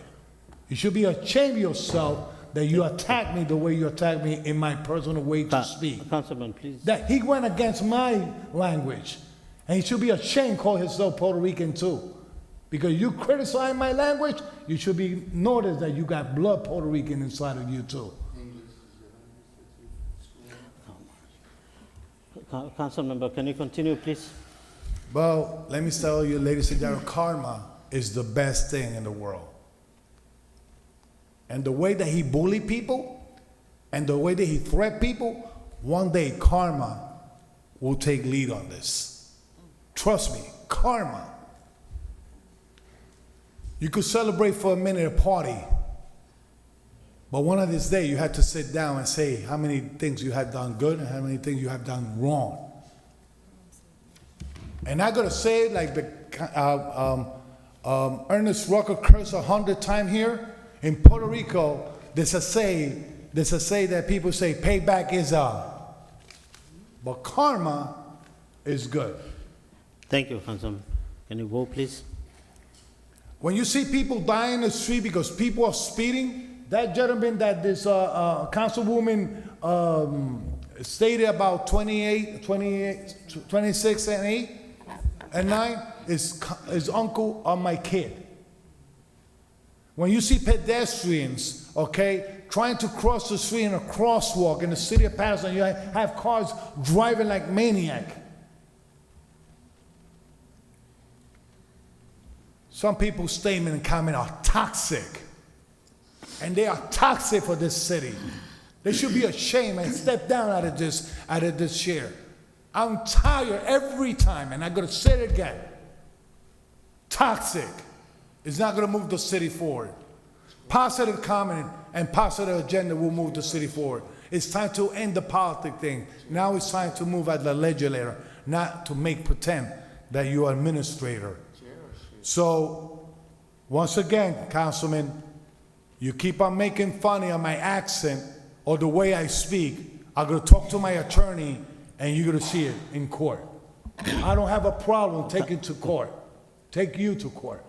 Councilman, I don't have a problem for that. But you keep attacking me, my ethnicity and the way I speak, you're going against me. Councilman, can you vote? Let's continue. I apologize to the viewer, but there's a point that people get out of line. And I'm not going to sit here to be the joke on anyone at all. Can you vote? My vote on this, for the safety of the children and the people, the residents that have been in accident for the longest, and the new Fifth Ward and the Great Fall, we'll see some of them around the schools, autistic kids, whatever. Now you have a councilman that will take care of that section of the ward the way it's supposed to be. My vote is yes. Thank you, Councilman. Mr. President? Thank you, Madam Clerk. This is very discouraging. It is discouraging. The way, as a leader of this community, we behave up in here. All of us should, including myself, I should look at the mirror too. If I'm doing something wrong or I'm doing something right. We see here, tell you not even half of the truth, 25% of the truth. We let whoever is here, whatever they want to hear, we let them hear it and ignite them, which is completely wrong.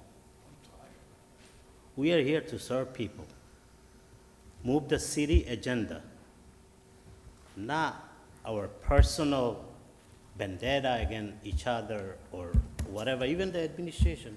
We're here to work for the city.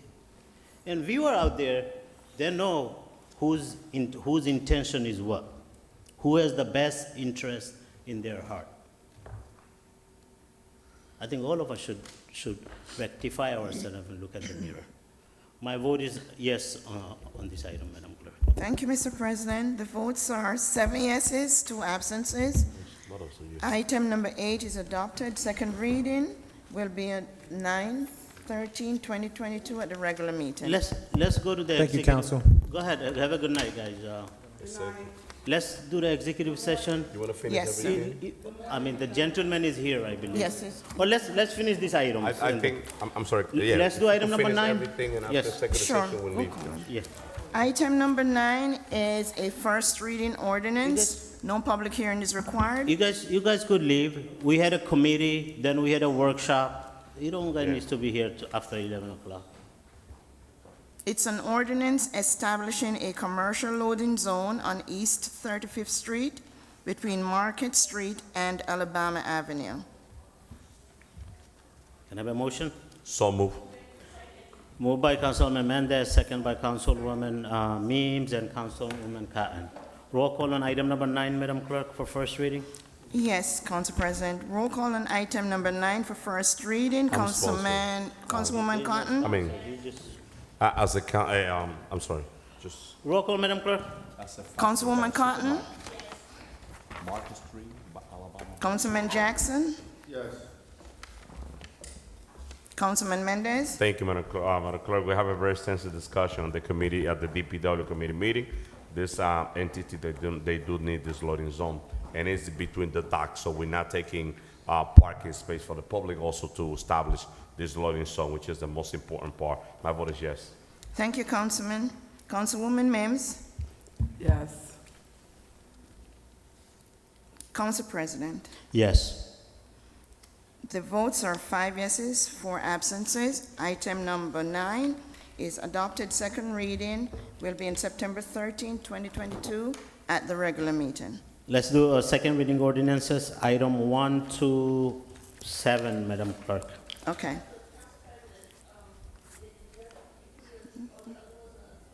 No, we haven't. We'll do it very quick. Okay. On number 1.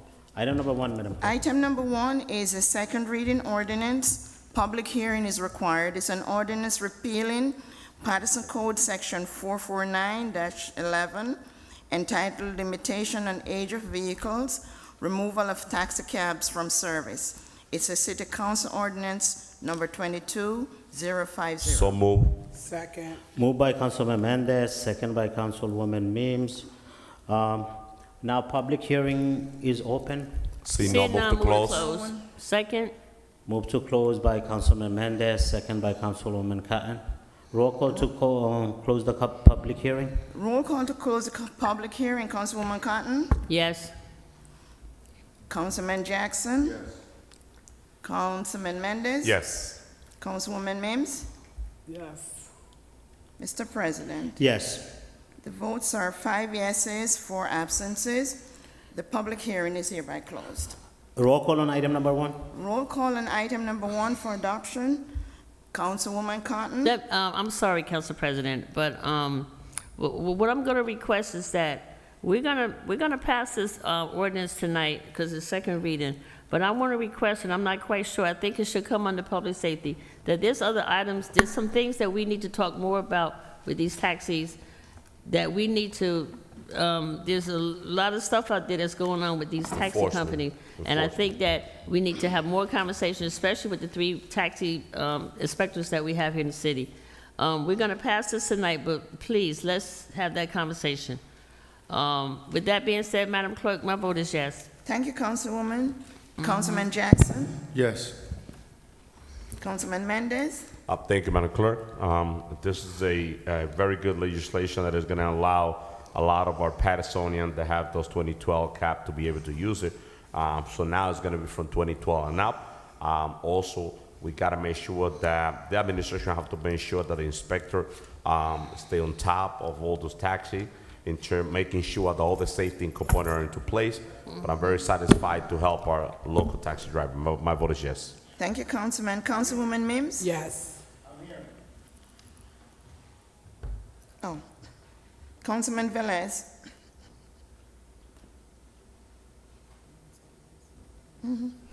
This is the taxi ordinance? Yes, sir. This will benefit those that still have cars in good condition, and they are operating in good condition. I always say that motor vehicle is responsible emissions and putting the car in inspection. We are to enforce the ordinance that says that the cars have to be in clean condition, maintained and everything. That's the other part of the ordinance. So My vote is yes. Thank you, Councilman. Mr. President? My vote is yes. Thank you, sir. The votes are 6 yeses, 3 absences. Item number 1 is hereby adopted. Item number 2, Madam Clerk. Item number 2 is a second reading ordinance. Public hearing is required. It's ordinance to exceed the municipal budget appropriation limits and to establish a cap bank pursuant to NJSA 40A:4-45.14 for calendar year 2022. It's a finance ordinance 2022-051. So move. Discussion. Can I get a second?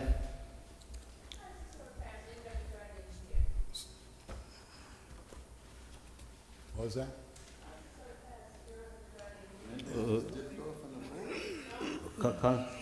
You need a Is second. the majority- Mendez, should we wait for Councilman Mendez? Yeah, we Let's- should maybe. We should take a Move recess. by Councilman Velez. Can I have a second? We're gonna have a discussion. We need to proceed. If it fails, it fails. Can I have a Have a second? second, please? I'll second it. Thank Moved by you. Councilman Velez, second by me. Discussion. Let's hear the public hearing first. Oh, public hearing. Public hearing is open. See, no one wants to close. Second. Moved by Councilman Velez, second by Councilwoman Mims. We're not gonna wait for Councilman Mendez to come back? Roll call to close the public hearing. Roll call on closing the public hearing. Councilwoman Cotton? Councilman Jackson? Yes. Councilwoman Mims? Yes. Councilman Velez?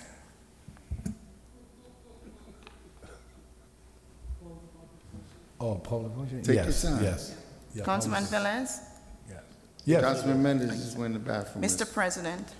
Yes, Madam Clerk. The votes are 5 yeses, 4 absences. The public hearing is hereby closed. Discussion by Councilman Velez. Last time we was in a meeting, Madam BA and CFO, can you explain, because you explained it to me, please, in the sidebar, can you explain to the audience out there and to the colleagues what this means really? Because you really explained it to me and I understood, but can you explain the part? So the state lets you go up to in the budget up to 3.5%. We are going up 2%. The difference between the 3.5% and the 2% is $3.7 million. That's the cap bank. That's the cap bank. Okay. That the state allows you to bank that for future years. Correct. And do this mean, and you explained it to me, but I wanted to explain it to the audience, did this mean any tax increase? No, Did it mean any burden to the taxpayers? no. Okay, thank you, Council President. Roll call on item number 2, Madam Clerk. Roll call on item number 2 for adoption. Councilwoman Cotton? My question is still, it says on here, majority of the full authorized membership, so we got 5 people here. So, how are we gonna vote on this? 5-1. Oh, if you get 3 out of 5, it's fine? Huh? Right. No, I know that, but I understand what it is. and how- Councilman Mendez is coming back. Call Mendes in here. Councilman, we must continue. Some of the council members are not here. Oh, well. Council President, Madam Clerk, my vote is yes. Thank you, Councilwoman. Councilman Jackson? I'm optimistic. I saw Councilman Mendez come out the bathroom, so I'm sure he'll be here to save the day. But my confidence in this administration doing anything fiscally responsible, obviously, is non-existent. So I cannot support this. I think it's probably a good measure if the administration was being responsible, but considering that we're not, and considering we just hit the public in the face with ranges, I don't want to say raises, Councilman, it was ranges. I think that's what you were supporting. But no, my vote is no, Madam Clerk. Thank you, Councilman. Councilwoman Mims? So public clarity. This item is saying, it's like a credit line on your house, or you have a line of credit, and you want to say, I want to increase it just in case have a bad day, I need to get more money. That's problematic for what we've endured in this city. To say, let's open up and extend beyond what the cap has already been.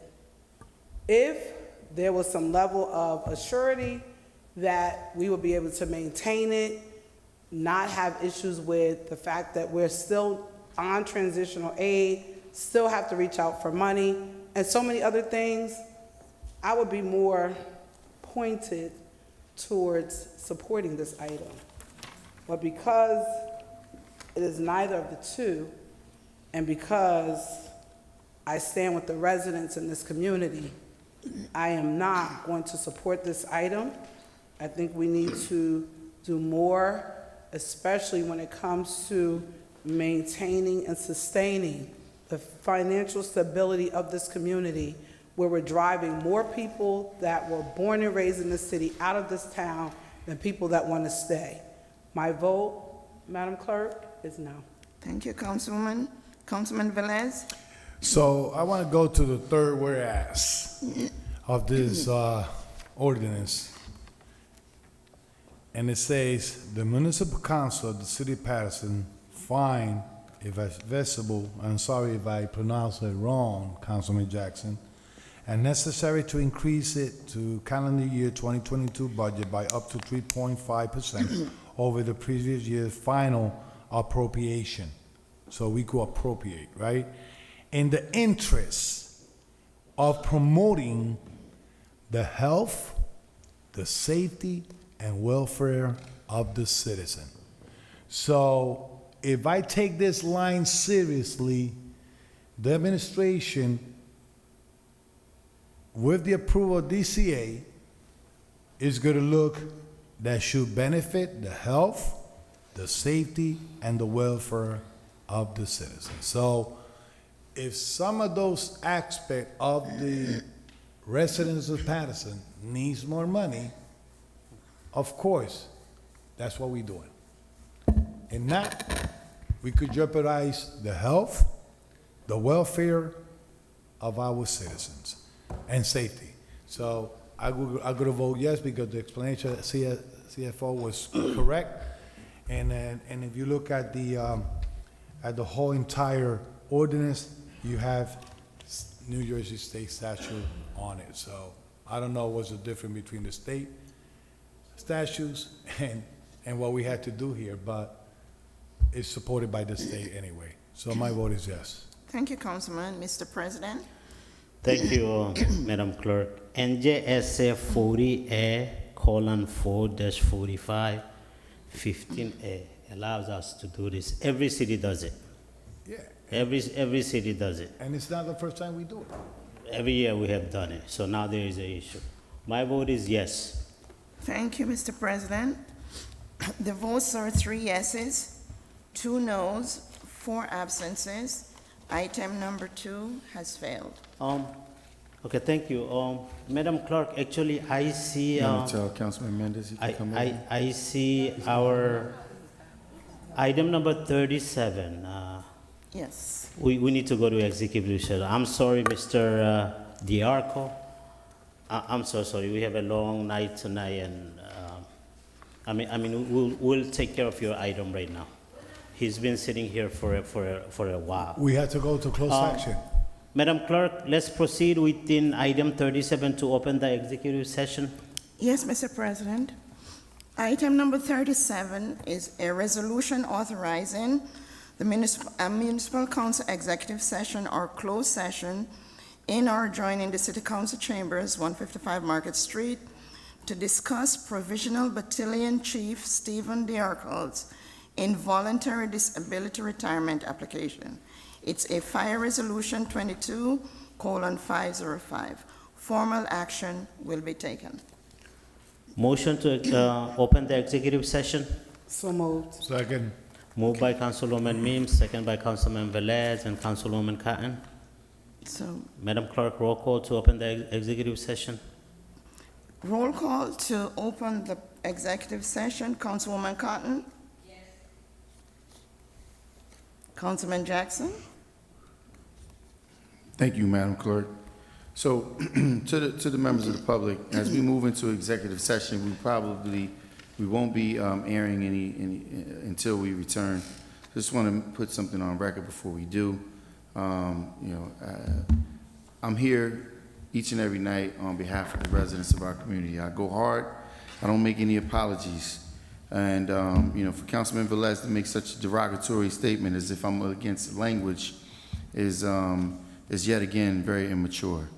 There are many people who come here as immigrants in this community. In fact, Councilman Shaheen Khaliqian is an example of that, who English may not be their native language, but yet they take pride and they learn the language properly. They use the correct vernacular, and has absolutely nothing to do with accent. I'm not a native Spanish speaker, but I take pride in the fact of me learning the language and respecting the language in doing so. So when I'm going to pass around, insults, I make sure I do it with a measured and calculated hand. But anyway, with that being said, Madam Clerk, my vote is yes. We're opening the executive session. Are we coming back after the executive section? No, we're gonna vote for the cap. We're just opening up. Oh, okay. Then we'll go to executive session. Just- Okay. So let me say yes. Thank you. Yeah.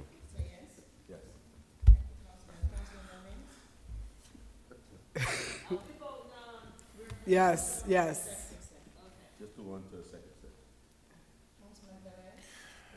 Before we close, because you probably be sleeping when we come back. People get jammed in court because they say a lot. So I'm not gonna defend myself because what I said, it's how I feel. Councilman Jackson, yes, insult my language, insult where I came from. In other words, all of the above. So if you want to play ignorance, that's him, not me. My vote is yes. Thank you, Councilman. Mr. President, My vote is yes, Madam Clerk. thank you. The votes are 6 yeses, 3 absences. Executive session is now open. We'll be back. The session is now open. Anyone present who has no affiliation with this portion of the meeting will be dismissed